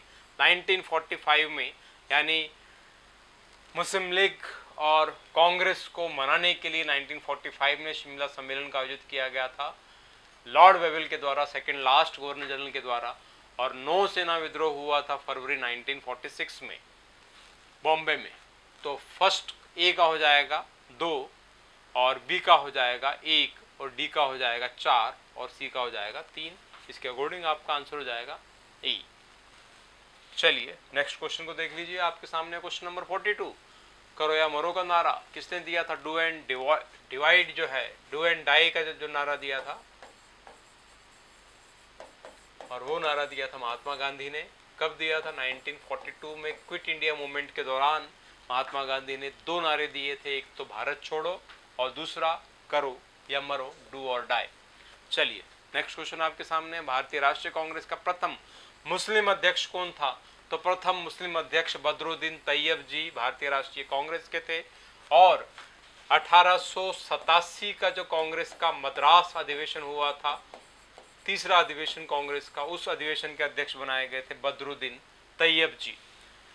कांग्रेस के स्वतंत्रता से पहले कांग्रेस के सबसे लंबे समय तक अध्यक्ष रहे थे मौलाना अबुल कलाम आजाद, लेकिन पहले अध्यक्ष जो थे मुस्लिम अध्यक्ष वो थे बदरुद्दीन तैयब जी। इससे आगे है 1939 में सुभाष चंद्र बोस के त्यागपत्र देने के बाद किसे भारतीय राष्ट्रीय कांग्रेस का अध्यक्ष बनाया गया? सुभाष चंद्र बोस कांग्रेस के 2 बार अध्यक्ष बने हैं। 1938 में हरिपुरा अधिवेशन के अध्यक्ष पहली बार बने थे सुभाष चंद्र बोस, और अगले ही वर्ष जो त्रिपुरी अधिवेशन हुआ था 1939 में कांग्रेस का, उस अधिवेशन के अध्यक्ष भी चुने गए थे सुभाष चंद्र बोस। और इसके लिए एक प्रमुख बहुत मजेदार किस्सा है, और वो किस्सा है कि 1939 का जो कांग्रेस का त्रिपुरी अधिवेशन हुआ था, उस अधिवेशन में सुभाष चंद्र बोस को दक्षिण भारत के जो प्रमुख कांग्रेस के सदस्य थे वो सुभाष चंद्र बोस को अध्यक्ष बनाना चाहते थे, लेकिन महात्मा गांधी सुभाष चंद्र बोस को अध्यक्ष बनाने के खिलाफ थे। इसलिए अध्यक्ष पद के लिए चुनाव हुआ, और उस चुनाव में महात्मा गांधी ने सुभाष चंद्र बोस के खिलाफ अपोजिट जो है अपना एक व्यक्ति चुनाव में खड़ा किया जिसका नाम था पटाभी सीतारमैया। और महात्मा गांधी ने घोषणा की कि पटाभी सीतारमैया की हार मेरी हार होगी। उसके बावजूद सुभाष चंद्र बोस इतने लोकप्रिय हो चुके थे कि 1939 में त्रिपुरी अधिवेशन में कांग्रेस के अध्यक्ष चुने गए, और जब चुने गए तो महात्मा गांधी ने अपने आप को कांग्रेस से अलग कर लिया। और सुभाष चंद्र बोस के बार बार बुलावे के बावजूद जब महात्मा गांधी कांग्रेस की बैठकों में नहीं आए तो आखिरकार सुभाष चंद्र बोस ने कांग्रेस की सदस्यता और अध्यक्षता से जो है रिजाइन कर दिया। और त्रिपुरी अधिवेशन में सुभाष चंद्र बोस के इस्तीफे के बाद आखिरकार कांग्रेस का अध्यक्ष कौन बना? तो आपको ध्यान रखना होगा, डॉक्टर राजेंद्र प्रसाद आखिरकार कांग्रेस के बाद में अध्यक्ष बनाए गए। और सुभाष चंद्र बोस ने 1939 में कांग्रेस की सदस्यता से त्यागपत्र देने के बाद में अपना एक अलग पार्टी की स्थापना की जिसका नाम रखा Akhil Bharatiya forward block, all India forward block के नाम से। चलिए बढ़ते हैं आगे। इसमें आंसर हो जाएगा त्यागपत्र देने के बाद अध्यक्ष किसे बनाया गया? तो आपको ध्यान रखना होगा डॉक्टर राजेंद्र प्रसाद। चलिए आगे बढ़ते हैं नेक्स्ट क्वेश्चन की तरफ। नेक्स्ट क्वेश्चन आपके सामने है 1942 में भारत छोड़ो आंदोलन के समय भारत का वायसराय कौन था? तो 1942 में लॉर्ड लिनलिथगो भारत के वायसराय थे। 1936 से 1943 तक भारत के वायसराय थे लॉर्ड लिनलिथगो। इन्हीं के टाइम में सेकेंड वर्ल्ड वॉर की शुरुआत हुई थी, उसमें भारत के वायसराय थे। और आपको ये भी ध्यान रखना होगा longest period for viceroy Lord Linlithgow, यानी सबसे लंबा कार्यकाल किस वायसराय का रहा भारत में? तो लॉर्ड लिनलिथगो का रहा 1936 से 1943 तक। चलिए बढ़ते हैं आगे। इनमें से किसे भारतीय राष्ट्रीय कांग्रेस का अध्यक्ष बनने का कभी मौका प्राप्त नहीं हुआ? तो मौका प्राप्त नहीं हुआ बाल गंगाधर तिलक को, क्योंकि लाल, बाल और पाल, विपिन चंद्र पाल, लाला लाजपत राय और बाल गंगाधर तिलक, इन तीनों गरम दल के नेताओं में से केवल और केवल लाला लाजपत राय जो है कांग्रेस के अध्यक्ष बने हैं और बाकी नहीं बने हैं। लाला लाजपत राय 1920 का जो कांग्रेस का अधिवेशन था कलकत्ता का, उसमें अध्यक्ष बने थे और एक स्पेशल अधिवेशन था 1920 का नागपुर अधिवेशन, उसके भी अध्यक्ष बने थे। लेकिन बाल गंगाधर तिलक यहाँ पर आंसर हो जाएगा, क्योंकि वो कभी कांग्रेस के अध्यक्ष नहीं बने। 1920 में लाला लाजपत राय कांग्रेस के अध्यक्ष बने और 1920 में ही बाल गंगाधर तिलक की मृत्यु हुई थी। चलिए बढ़ते आगे क्वेश्चन की तरफ। इनमें से सविनय अवज्ञा आंदोलन की सर्व प्रमुख विशेषता कौन सी थी? तो सविनय अवज्ञा आंदोलन की सर्व प्रमुख विशेषता आपको पता होना चाहिए, 1930 में नमक सत्याग्रह से ही सविनय अवज्ञा आंदोलन की शुरुआत हुई। तो इसका प्रमुख विशेषता थी विदेशी वस्त्रों का बहिष्कार, उपाधियों का परित्याग, अधिक हड़तालें, महिलाओं की बड़ी संख्या में भागीदारी। तो इसकी प्रमुख विशेषता थी कि इस आंदोलन के दौरान महिलाओं की भागीदारी जो है तेजी से बढ़ी थी राष्ट्रीय आंदोलन में। 1929 में भारतीय राष्ट्रीय कांग्रेस के ऐतिहासिक लाहौर अधिवेशन का अध्यक्ष किसे बनाया गया था? 1929 का भारतीय राष्ट्रीय कांग्रेस का ऐतिहासिक लाहौर अधिवेशन रावी नदी के तट पर जो हुआ था, 1929 का लाहौर अधिवेशन, इसके अध्यक्ष थे जवाहरलाल नेहरू। क्यों इंपॉर्टेंट है ये? क्योंकि 1929 से पहले, लाहौर अधिवेशन से पहले, कांग्रेस ने अपना टारगेट, लास्ट टारगेट फिक्स किया हुआ था होम रूल, कि हम होम रूल लेकर रहेंगे। लेकिन 1929 के लाहौर अधिवेशन में जो जवाहरलाल नेहरू की अध्यक्षता में हुआ था, इसमें कांग्रेस ने होम रूल की जगह पर अपना लास्ट टारगेट फिक्स कर लिया था, कंप्लीट फ्रीडम यानी पूर्ण स्वतंत्रता, अपना लास्ट टारगेट फिक्स कर लिया था। 1928 का मुंबई अधिवेशन मोतीलाल नेहरू की अध्यक्षता में हुआ था और 1929 का लाहौर अधिवेशन जवाहरलाल नेहरू की अध्यक्षता में हुआ था। यानी पहले बाप 1928 में, 1929 में जवाहरलाल नेहरू कांग्रेस के अध्यक्ष थे। नेक्स्ट क्वेश्चन आपके सामने है रॉलेट एक्ट, जिसे काला कानून भी कहा जाता है, का प्रमुख उद्देश्य क्या था? 1919 ईस्वी का रॉलेट एक्ट, जिसे हम काला कानून कहते हैं, या इसे कहा जाता है बिना दलील, बिना अपील, बिना वकील वाला एक्ट, और 1919 में आया था। और इस एक्ट की प्रमुख विशेषता थी कि भारतीयों पर अदालत में बिना मुकदमा चलाए और दंड दिए बिना ही जेल में बंद करना कितने भी समय के लिए, इसी को कहा जाता है रॉलेट एक्ट। और इसी एक्ट के विरोध में महात्मा गांधी ने 1919 में रॉलेट सत्याग्रह का आयोजन किया था और इसी दौरान महात्मा गांधी कांग्रेस की सदस्यता प्राप्त करते हैं 1919 में। और इसी सत्याग्रह के दौरान महात्मा गांधी ने राष्ट्रीय राजनीति में प्रथम बार जो है प्रवेश किया था 1919 में। ये आपको ध्यान रखना होगा। चलिए क्वेश्चन नंबर 50 पे आ गए हम, और क्वेश्चन नंबर 50 आपके सामने है। 1895 में महाराष्ट्र में शिवाजी महोत्सव का प्रारंभ किसने किया? तो ये हम ऑलरेडी क्लास में डिस्कस कर चुके हैं कि बाल गंगाधर तिलक, इन्होंने शिवाजी महोत्सव के साथ साथ गणपति महोत्सव की शुरुआत भी की थी। आज भी गणपति बप्पा मोरया के जो नारे लगते हैं और गणपति उत्सव जो मनाया जाता है, गणेश चतुर्थी होती है, तो इसके लिए शुरुआत की थी बाल गंगाधर तिलक ने। नेक्स्ट क्वेश्चन आपके सामने है, निम्नलिखित घटनाओं को सही कालक्रम में व्यवस्थित कीजिए। तो गांधी इरविन पैक्ट आपको पता ही है कब हुआ था, 1931 ईस्वी में, फरवरी 1931 में हुआ था। साइमन कमीशन 1927 से संबंधित है।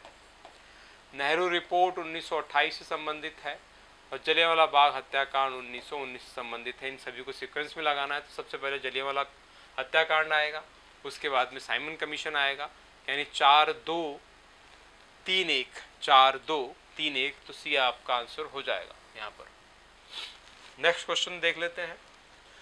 अल हिलाल न्यूज़पेपर का नाम है, समाचार पत्र का संबंध इनमें से किससे संबंधित है? तो अल हिलाल और इसके अलावा अल बिलाल, क्योंकि ब्रिटिश गवर्नमेंट ने अल हिलाल के ऊपर प्रतिबंध लगा दिया था, बाद में इसे अल बिलाल के नाम से शुरू किया था। किसने? मौलाना अबुल कलाम आज़ाद ने। अल हिलाल और अल बिलाल ये प्रमुख समाचार पत्र जो है मौलाना अबुल कलाम आज़ाद से संबंधित थे। नेक्स्ट क्वेश्चन की तरफ बढ़ेंगे और क्वेश्चन नंबर 53 आपके सामने है। प्रथम विश्व युद्ध के दौरान अपनी सेवाओं के लिए किस भारतीय को हिंद केसरी की उपाधि से विभूषित किया गया? तो अपनी सेवाओं के लिए हिंद केसरी के नाम से विभूषित किया गया था किसे? महात्मा गांधी को। यानी फर्स्ट वर्ल्ड वॉर में महात्मा गांधी ने अंग्रेजों को जो सेवाएं प्रदान की थी उन सेवाओं के बदले में यानी बहुत से भारतीयों को मोटिवेट किया गया था। क्या मोटिवेट किया गया था? कि ज़्यादा से ज़्यादा ब्रिटिश सेना में जो है वो शामिल हों। इस समय ब्रिटिश सेना को आवश्यकता है भारतीयों की, और इसके अलावा भारत में ऐसे कारखाने स्थापित किए जाएं, ऐसी बस्तियां बनाई जाएं जो ब्रिटिश सेना के काम आ सके, यानी ज़्यादा से ज़्यादा मदद की जाए।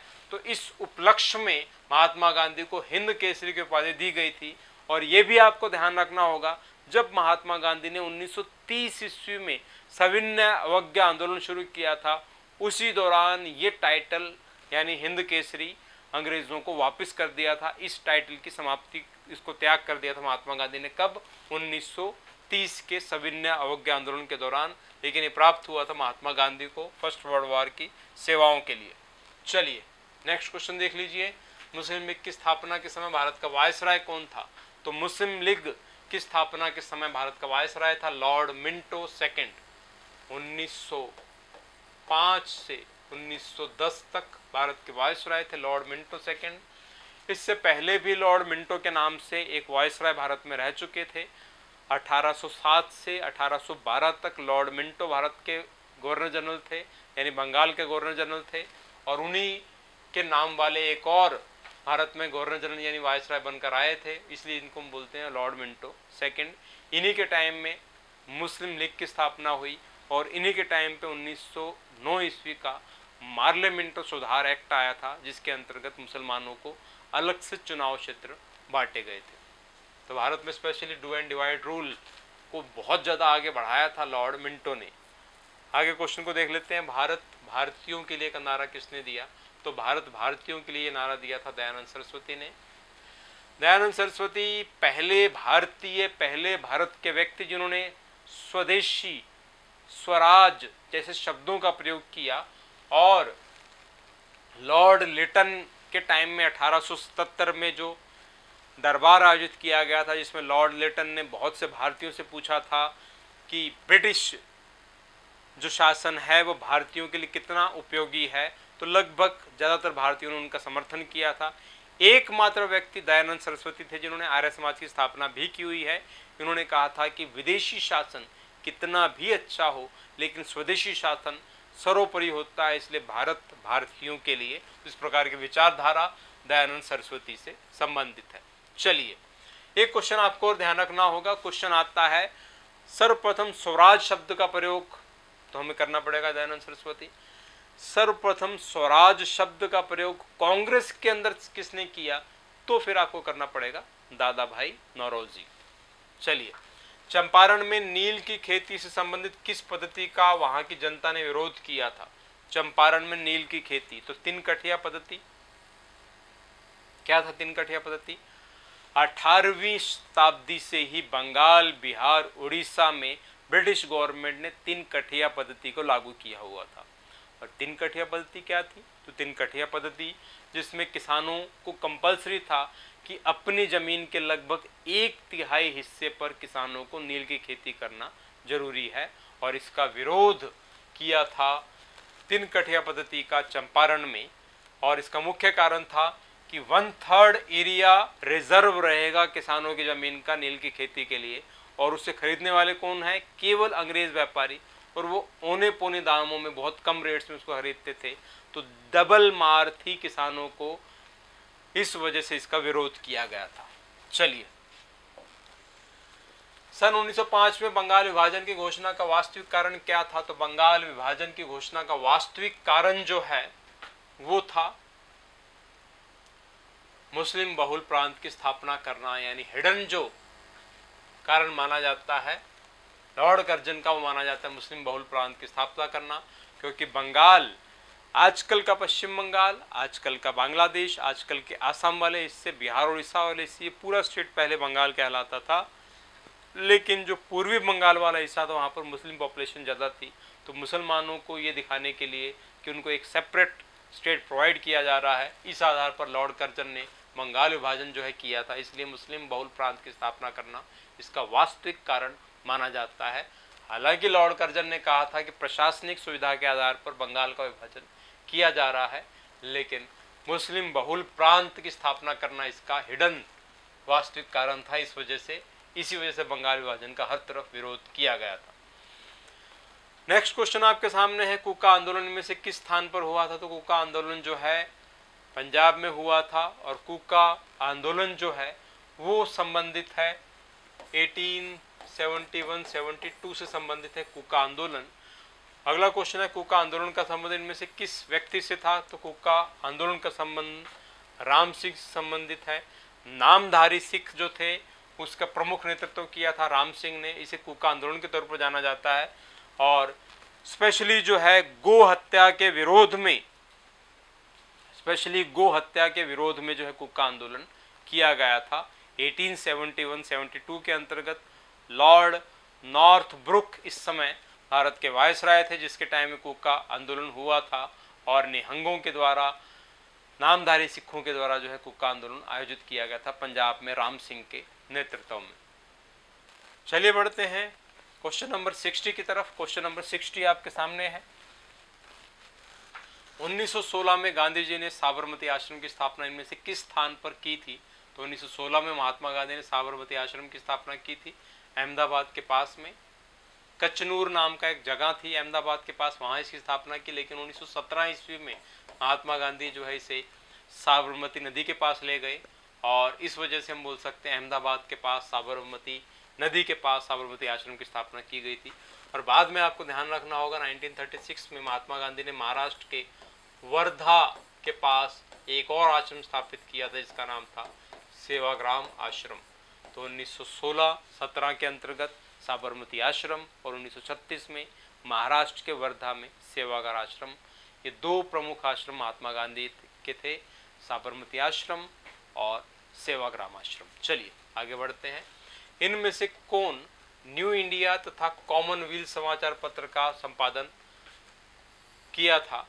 तो मिसेस एनी बेसेंट के प्रमुख समाचार पत्र जो भारत में थे तो वो थे न्यू इंडिया और कॉमनवेल्थ। सत्य और अहिंसा पर आधारित सत्याग्रह का गांधी जी ने इनमें से किस स्थान पर पहली बार प्रयोग किया? तो ये ऑलरेडी हम डिस्कस कर चुके हैं। दक्षिण अफ्रीका में सत्य और अहिंसा पर आधारित सत्याग्रह का प्रथम प्रयोग महात्मा गांधी ने साउथ अफ्रीका में किया था, और भारत में सबसे पहले किया था चंपारण में। चलिए नेक्स्ट क्वेश्चन देख लीजिए। दो लिस्ट दी गई हैं, क्रांतिकारी नेता और किस कांड से, किस इवेंट से संबंधित थे। तो मास्टर सूर्य सेन की बात करें तो मास्टर सूर्य सेन चटगांव सैन्य छापे संबंधित है 1930 ईस्वी में। राम प्रसाद बिस्मिल काकोरी षड्यंत्र के संबंधित है 1925 ईस्वी का काकोरी कांड काफ़ी फेमस है।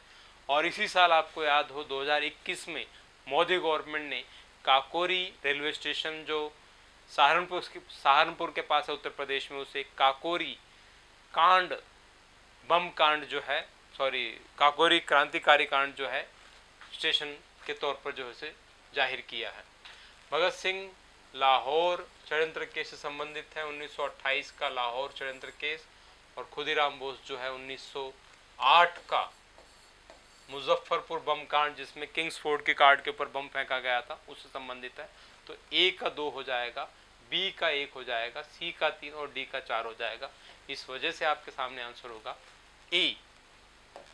चलिए नेक्स्ट क्वेश्चन देख लीजिए। साम्यवादी पार्टी की स्थापना किस वर्ष हुई? साम्यवादी पार्टी जिसे हम बोल सकते हैं communist party of India, CPI जिसे हम बोलते हैं CPI, communist party of India के नाम से इसको जाना जाता है। इसकी स्थापना किस वर्ष हुई? तो इसकी स्थापना हुई औपचारिक रूप से 1925 में। वैसे देखा जाए तो सीपीआई की स्थापना 1921 में हुई है, लेकिन वो भारत से बाहर हुई है। और अंतर्राष्ट्रीय साम्यवादी सम्मेलन में इन्होंने भाग लिया था, एम.एन. रॉय ने, मानवेंद्र नारायण रॉय ने, लेकिन औपचारिक रूप से जो है 1925 में इसकी स्थापना भारत में की गई थी। इससे आगे है 1917 में गांधी जी ने भारत में सत्याग्रह का प्रथम बार प्रयोग कहाँ पर किया, तो ऑलरेडी क्वेश्चन ये चंपारण हम कर चुके हैं, बिहार के चंपारण में। नेक्स्ट क्वेश्चन आपके सामने है, क्वेश्चन नंबर 66। 1909 के अधिनियम में पृथक चुनाव व्यवस्था वो किस वर्ग के लिए लागू किया गया था, तो सेपरेट इलेक्शन एरियाज डिस्ट्रीब्यूट किए गए थे, किसके लिए, मुस्लिम कम्युनिटी के लिए, इसलिए इसको हम सांप्रदायिक निर्णय के नाम से जानते हैं। सांप्रदायिक निर्णय 1909 से संबंधित है, कम्युनल डिसीजन 1909 से संबंधित है, लेकिन अगर जो आपसे पूछा जाता है कम्युनल अवार्ड यानी सांप्रदायिक घोषणा, तो वो 1932 से संबंधित है, जिसमें अनुसूचित जाति यानी शेड्यूल कास्ट के लोगों को अलग चुनाव क्षेत्र बांटे जा रहे थे 1932 ईस्वी में, और 1909 में इसको सांप्रदायिक निर्णय कहा जाता है, जिसके अंतर्गत मुसलमानों को अलग से चुनाव क्षेत्र बांटे गए थे 1909 के एक्ट के अंतर्गत। तो यहाँ पर मुस्लिम आंसर हो जाएगा। इससे आगे आपके सामने क्वेश्चन है, जय हिंद का नारा किसने दिया था, तो जय हिंद का नारा दिया था सुभाष चंद्र बोस ने। कब दिया था, 1943 में, और कहाँ दिया था, तो सिंगापुर में। आपको पता होना चाहिए कि 1941 में 1941 में कैप्टन मोहन सिंह नाम के व्यक्ति ने जापान में आज़ाद हिंद फौज की स्थापना की थी, और 1943 में सुभाष चंद्र बोस को सिंगापुर में रास बिहारी बोस के द्वारा आज़ाद हिंद फौज की कमान सौंप दी जाती है, और सुभाष चंद्र बोस ने आज़ाद हिंद फौज को इंडियन नेशनल आर्मी नाम दिया, और सिंगापुर में ही जो भारतीय लोगों को रेडियो के माध्यम से संबोधित किया, उस संबोधन में सुभाष चंद्र बोस ने नारा दिया था जय हिंद का, इसलिए 1943 में सिंगापुर में जय हिंद। इसके अलावा एक और नारा दिया था, वो नारा था दिल्ली चलो, दिल्ली चलो, और तुम मुझे खून दो मैं तुम्हें आज़ादी दूंगा, वो भी इसी दौरान दिया गया था। स्वराज पार्टी या स्वराज दल का गठन किस वर्ष किया गया था, तो वैसे तो स्वराज दल का गठन जो है 1923 में किया गया था, लेकिन यहाँ ऑप्शन नहीं है, ऑप्शन के अकॉर्डिंग आपको करना पड़ेगा 1922 में, क्योंकि 1922 का कांग्रेस का जो बिहार के गया में अधिवेशन हुआ था, उस अधिवेशन में मोतीलाल नेहरू, सी.आर. दास जैसे नेता कांग्रेस से अलग हो गए, और उन्होंने घोषणा की कि हम अलग पार्टी स्थापित करेंगे, और वो पार्टी के मेंबर जो है आने वाले चुनावों में, विधानसभा के चुनावों में केंद्र और राज्यों में पार्टिसिपेट करेंगे, और ज़्यादा से ज़्यादा विधानसभा में जाकर जो है असहयोग करेंगे अंग्रेज़ों का। और 1923 में इन्होंने स्वराज पार्टी की स्थापना की, लेकिन उन्होंने जितना सोचा था उतना इनको रिजल्ट नहीं मिला। आने वाले चुनावों में स्वराज पार्टी के नेताओं ने पार्टिसिपेट किया, लेकिन इनको 145 सीटों में से केवल 45 सीटें ही प्राप्त हुई थी। और गठन कब हुआ, तो 1923 में हुआ, ऑप्शन के अकॉर्डिंग आपको करना पड़ेगा, गया अधिवेशन के बाद यानी 1922 में। चलिए आगे बढ़ते हैं। दीन बंधु के नाम से कौन विख्यात हुआ, तो दीन बंधु के नाम से विख्यात हुए C.F. एंड्रोज। C.F. एंड्रोज एक ब्रिटिश इंडियन जो है व्यक्ति थे, यानी यूके से संबंधित थे, लेकिन गरीबों के मसीहा, समाज सेवक और कई नामों से इनको जाना जाता है। महात्मा गांधी और रविंद्रनाथ टैगोर के काफ़ी करीबी थे C.F. एंड्रोज, और महात्मा गांधी ने C.F. एंड्रोज को दीन बंधु के नाम से उपाधि दी थी। दीन बंधु हरियाणा में सर छोटू राम को भी उपाधि प्राप्त हुई थी, और दीन बंधु जो है C.F. एंड्रोज को भी कहा जाता। तो यहाँ पर आपको ऑप्शन के अकॉर्डिंग करना पड़ेगा C.F. एंड्रोज। C.R. दास को देश बंधु कहा जाता है, दीन बंधु C.F. एंड्रोज। क्वेश्चन नंबर 70 तक पहुंच गए हम। क्वेश्चन नंबर 70 आपके सामने है। 1907 में भारतीय राष्ट्रीय कांग्रेस के विभाजन के पश्चात उस समय पर किसका नियंत्रण हो गया था, तो भारतीय राष्ट्रीय कांग्रेस के विभाजन के पश्चात उस पर नियंत्रण हो गया था नरमपंथियों का, उदारवादियों का। क्यों? क्योंकि जो गरम दल के नेता थे, जिन्हें उग्र विचारधारा वाले कहा जाता है, लाल बाल पाल, उनको सूरत अधिवेशन के बाद जो है कांग्रेस से निष्कासित कर दिया गया, और केवल उदारवादी लोग, नरमपंथी लोग वो कांग्रेस के अंदर रह गए, इसलिए नियंत्रण हो गया नरम पंथियों का। फिरोज शाह मेहता, सुरेंद्रनाथ बैनर्जी, दिनशा वाजा, गोपाल कृष्ण गोखले, दादा भाई नौरोजी जैसे लोग जो है इस समय के प्रमुख व्यक्ति थे। भारतीय राष्ट्रीय कांग्रेस के प्रथम महिला अध्यक्ष तो 1917 में मिसेस एनी बेसेंट कांग्रेस के अध्यक्ष बनी थी कलकत्ता अधिवेशन में, और इस वजह से हम बोल सकते हैं पहली महिला अध्यक्ष एनी बेसेंट। लेकिन अगर जो क्वेश्चन होता भारतीय राष्ट्रीय कांग्रेस की पहली भारतीय महिला अध्यक्ष, तो फिर हम करते सरोजनी नायडू, 1925 ईस्वी में कांग्रेस के अध्यक्ष बनी थी। यहां पर ऑप्शन के अकॉर्डिंग करना पड़ेगा आपको मिसेस एनी बेसेंट। चलिए आगे बढ़ते हैं। मुस्लिम लीग ने किस वर्ष प्रत्यक्ष कार्रवाई दिवस मनाया था? तो मुस्लिम लीग ने प्रत्यक्ष कार्रवाई दिवस मनाया था 16 अगस्त 1946 को। 16 अगस्त 1946 आपको डेट ध्यान रखनी पड़ेगी। 1946 डायरेक्ट एक्शन डे, यानी मुस्लिम लीग ने कहा था कि अब हमें पिस्तौल चलाना भी आ गया है, रिवॉल्वर चलाना भी आ गया है, और हम सीधी कार्रवाई करके अब पाकिस्तान बनाकर रहेंगे। 16 अगस्त 1946 को यहीं से सांप्रदायिक दंगों की शुरुआत हो गई थी। नेक्स्ट क्वेश्चन आपके सामने है। नवंबर 1923 के चुनाव में स्वराज पार्टी ने केंद्रीय विधानसभा में कितने स्थानों पर विजय प्राप्त की? तो आपको ध्यान रखना होगा 45/145, यानी 145 सीटों में से 45 सीटें प्राप्त की। इस वजह से आंसर हो जाएगा 45। भारतीय राष्ट्रीय कांग्रेस के इलाहाबाद अधिवेशन की अध्यक्षता पहली बार किस अंग्रेज व्यक्ति ने की थी? तो फर्स्ट ब्रिटिश व्यक्ति जो कांग्रेस के प्रेसिडेंट बने तो वो थे जॉर्ज यूले, क्योंकि एओ हयूम केवल संस्थापक है कांग्रेस के कभी अध्यक्ष नहीं बने। जॉर्ज यूले पहले ऐसे ब्रिटिशर थे जो कांग्रेस के 1888 का जो इलाहाबाद अधिवेशन हुआ था कांग्रेस का, उसमें अध्यक्ष बनाए गए थे, क्योंकि लॉर्ड डफरिन जो है वो कोशिश कर रहे थे कांग्रेस को समाप्त कर दिया जाए, और कांग्रेस को बचाए रखने के लिए जानबूझकर जो है एक अंग्रेज को कांग्रेस का, ब्रिटिशर को कांग्रेस का अध्यक्ष बनाया गया था। जॉर्ज यूले उस समय एक प्रमुख व्यापारी थे, कलकत्ता के रहने वाले थे, उस दौरान प्रमुख रूप से घड़ियों के व्यापारी थे, और उस समय आईसीसी के चेयरमैन थे, यानी इंडियन चैम्बर ऑफ कॉमर्स के चेयरमैन भी थे जॉर्ज यूले, और इनकी नज़दीकियां बहुत से उदारवादी नेताओं के साथ थी, और इस वजह से उनके कहने पर ये कांग्रेस के अध्यक्ष बने थे 1888 के इलाहाबाद अधिवेशन के। चलिए आगे बढ़ते हैं नेक्स्ट क्वेश्चन की तरफ। इनमें से किसके नेतृत्व में चटगांव आर्मरी रेड का गठन किया गया था? तो चटगांव आर्मरी रेड का गठन किया गया था मास्टर सूर्य सेन से संबंधित। मास्टर सूर्य सेन इन्होंने 1930 ईस्वी में इंडियन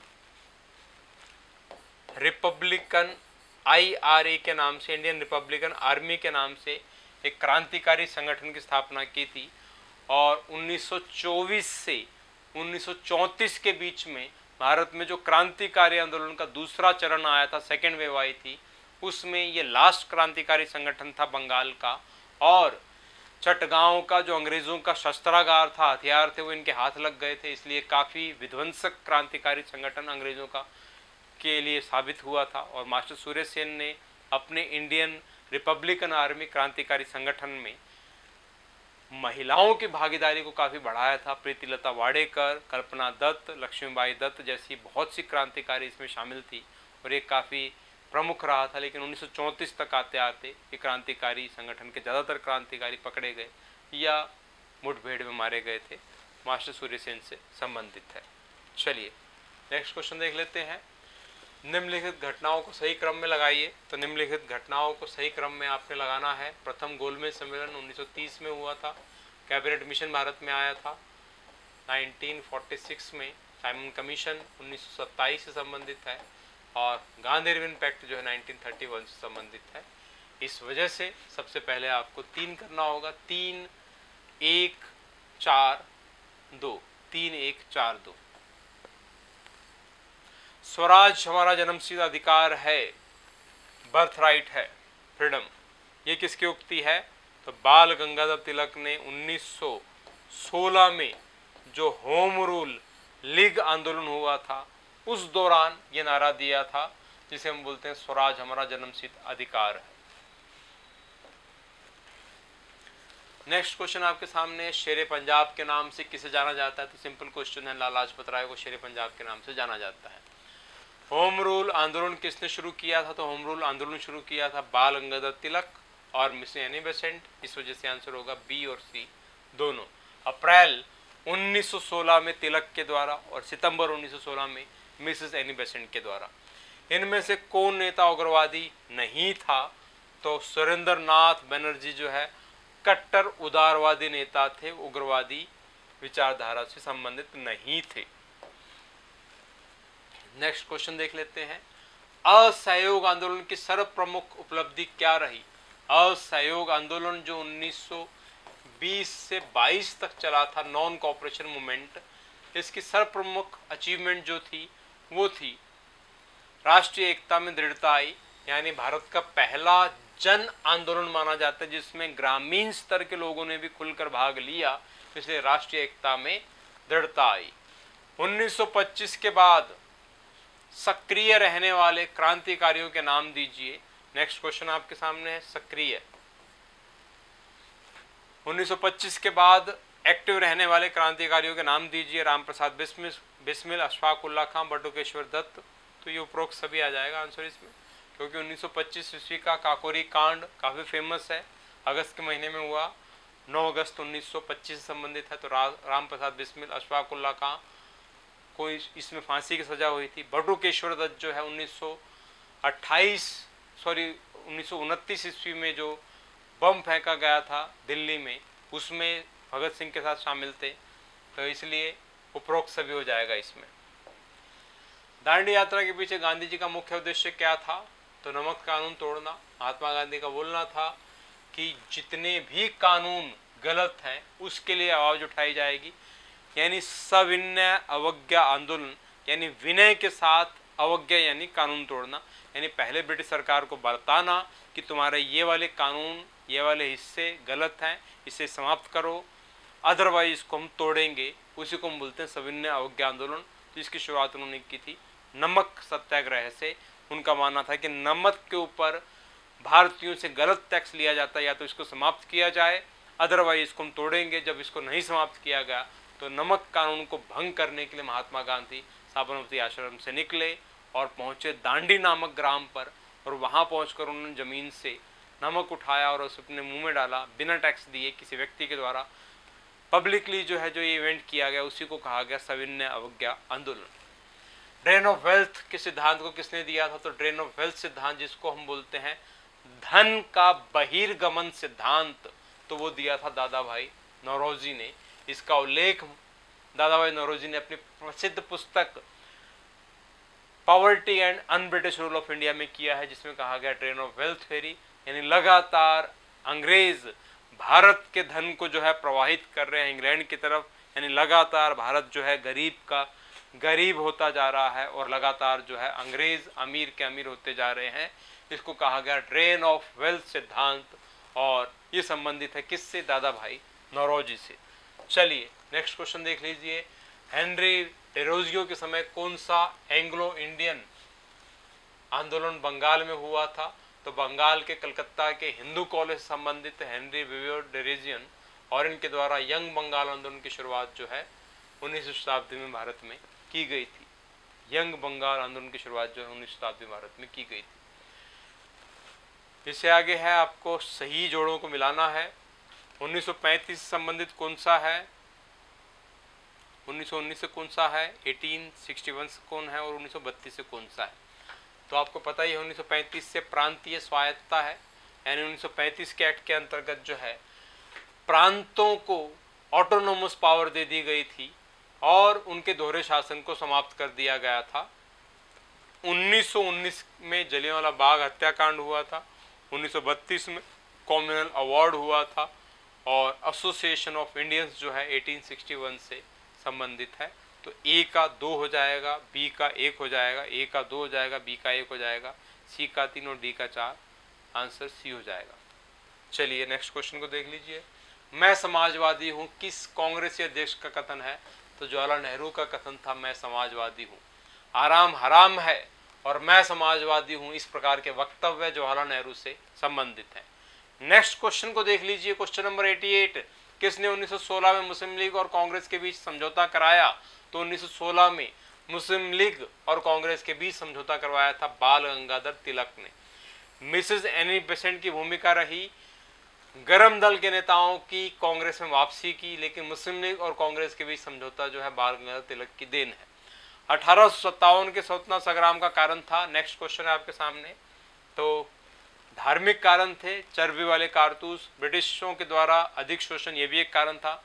भारतीय शासकों का जो असंतोष था डलहौजी की विलय नीतियों की वजह से, तो ये उपरोक्त सभी कारण जो है 1857 की क्रांति के प्रमुख कारण माने जाते हैं। नेक्स्ट क्वेश्चन आपके सामने है, और नेक्स्ट क्वेश्चन आपके सामने है, महात्मा गांधी ने खिलाफत आंदोलन को सहयोग दिया। गांधी ने खिलाफत आंदोलन को सहयोग दिया क्योंकि खलीफा ने भारतीय स्वतंत्रता आंदोलन को सहयोग दिया था।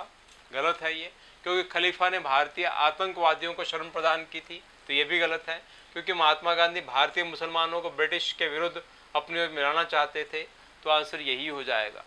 खिलाफत आंदोलन भारत में 1920 से 22 के बीच में चला है। आपको पता ही है 1914 से 1918 तक फर्स्ट वर्ल्ड वॉर चला था, जिसमें एक तरफ ब्रिटेन, फ्रांस और रूस था, और दूसरी तरफ जो है कौन थे? जर्मनी, टर्की जैसे देश जो है दूसरी तरफ थे। और टर्की का शासक जो है खलीफा था, जो पूरे मुस्लिम जगत का जो है धार्मिक गुरु माना जाता था। लेकिन 1918 में जब फर्स्ट वर्ल्ड वॉर खत्म हो गया, तो 1919 में सजा के तौर पर ब्रिटेन जो है टर्की में खलीफा का पद समाप्त कर रहे थे, लेकिन उसके खिलाफ कार्रवाई कर रहे थे, तो भारत के मुस्लिम भी अंग्रेजों के विरोधी हो गए। और इसी वजह से जो है महात्मा गांधी को एक सुनहरा मौका लगा कि एक ऐसा टाइम जिसमें मुसलमानों को हिंदुओं के साथ मिलाकर जो है राष्ट्रीय आंदोलन में शामिल किया जा सकता है। इसलिए महात्मा गांधी की प्रेरणा से 1919 ईस्वी में अखिल भारतीय खिलाफत कमेटी का गठन जो है बॉम्बे में किया गया, और 1920 से 1922 तक जो है असहयोग आंदोलन के साथ साथ नॉन कोऑपरेशन मूवमेंट के साथ जो है खिलाफत मूवमेंट जो है पैरेलल चला था। और महात्मा गांधी की सोच थी कि भारतीय मुसलमानों को ब्रिटिश के विरोध जो है अपनी ओर मिलाना जरूरी है। मंगल पांडे कौन था? नेक्स्ट क्वेश्चन आपके सामने है। ग्वालियर के शासक का मंत्री, दमदम में पद स्थापित कंपनी की सेना में ब्राह्मण सिपाही, अवध का जमींदार या उपरोक्त में से कोई नहीं। तो मंगल पांडे जो है दमदम जो बैरकपुर की छावनी के पास था, बैरकपुर की छावनी के पास था बंगाल में, वहाँ का एक ब्राह्मण सेना सैनिक था और 34वीं इन्फेंट्री रेजिमेंट का सैनिक था। चर्बी वाले कारतूस की वजह से मार्च 1857 में मंगल पांडे ने विद्रोह कर दिया, और अप्रैल 1857 में जो इसको फांसी की सजा दे दी गई, और 10 मई 1857 से मेरठ से जो है क्रांति की शुरुआत हो गई। तो इस वजह से यहाँ पर ऑप्शन के अकॉर्डिंग हो जाएगा दमदम में पद स्थापित कंपनी की सेना में एक ब्राह्मण सिपाही। नेक्स्ट क्वेश्चन देख लेते हैं, क्वेश्चन नंबर 92। 1890 से 1939 के बीच मजदूर आंदोलन के मंद पड़ने का प्रमुख कारण क्या था? 1929 और 1939 के बीच मजदूर आंदोलन के मंद पड़ने का प्रमुख कारण था भारत में 1918 में पहला लेबर जो एसोसिएशन स्थापित हुआ था, मद्रास लेबर एसोसिएशन के लेबर यूनियन के नाम से, और लगातार बहुत से लेबर जो है यूनियन बनी। लेकिन 1929 और 39 के बीच में बहुत से मजदूर आंदोलन जो है मंद पड़ने लगे थे। उसका प्रमुख कारण था जितने भी प्रमुख ट्रेड यूनियन कांग्रेस थे उस समय, वो कई पार्ट्स में बंट गए थे, और यही प्रमुख कारण था 1929 और 39 के बीच में मजदूर आंदोलन के मंद पड़ने का प्रमुख कारण। नेक्स्ट क्वेश्चन देख लेते हैं। बंगाल में अकाल का कारण इनमें से कौन सा था? बंगाल में 1870 में भीषण अकाल पड़ा था, और 19वीं शताब्दी में बहुत से अकाल भारत में बंगाल में खासकर पड़े हैं। तो इसका प्रमुख कारण पर्याप्त वर्षा ना होना, भूमि का क्षरण होना, ये कारण थे। लेकिन इसी वजह से बंगाल में अकाल पड़ा था, ये कारण नहीं था। आपको इस ऑप्शन के साथ जाना पड़ेगा, सरकार के द्वारा वस्तुओं का ना भेजना। वस्तुओं का मतलब है कि अकाल के बहुत से कारण रहे थे, कोई एक कारण नहीं था, लेकिन इसका भीषण रूप जो हुआ था सरकार के द्वारा सहयोग ना करना इसका प्रमुख कारण था, इसलिए ऑप्शन के अकॉर्डिंग आपको करना पड़ेगा सरकार द्वारा वस्तुओं का ना भेजना। आगे बढ़ते हैं, नेक्स्ट क्वेश्चन आपके सामने है, बंगाल में अकाल का कारण, ये क्वेश्चन पीछे हो गया है। अगला क्वेश्चन है 1928 की नेहरू रिपोर्ट में किस बात की सिफारिश की गई थी? 1928 की नेहरू रिपोर्ट क्या था? मोतीलाल नेहरू ने डिमांड की थी 1928 में भारत का संविधान बनाने की।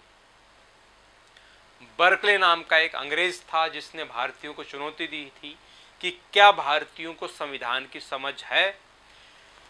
इसको एक चैलेंज के तौर पर लिया गया। कांग्रेस ने और बहुत सी पार्टियों को बुलाया, आमंत्रित किया कि हमें एक तरीके का चुनौती दी गई है कि हमें संविधान की समझ ही नहीं है।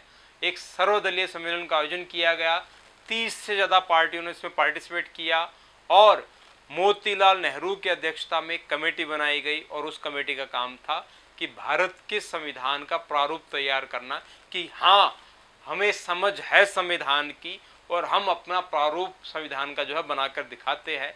और जो प्रारूप मोतीलाल नेहरू की अध्यक्षता में 1928 में तैयार किया गया उसी को हम बोलते हैं 1928 की नेहरू रिपोर्ट। इस वजह से ऑप्शन के अकॉर्डिंग हो जाएगा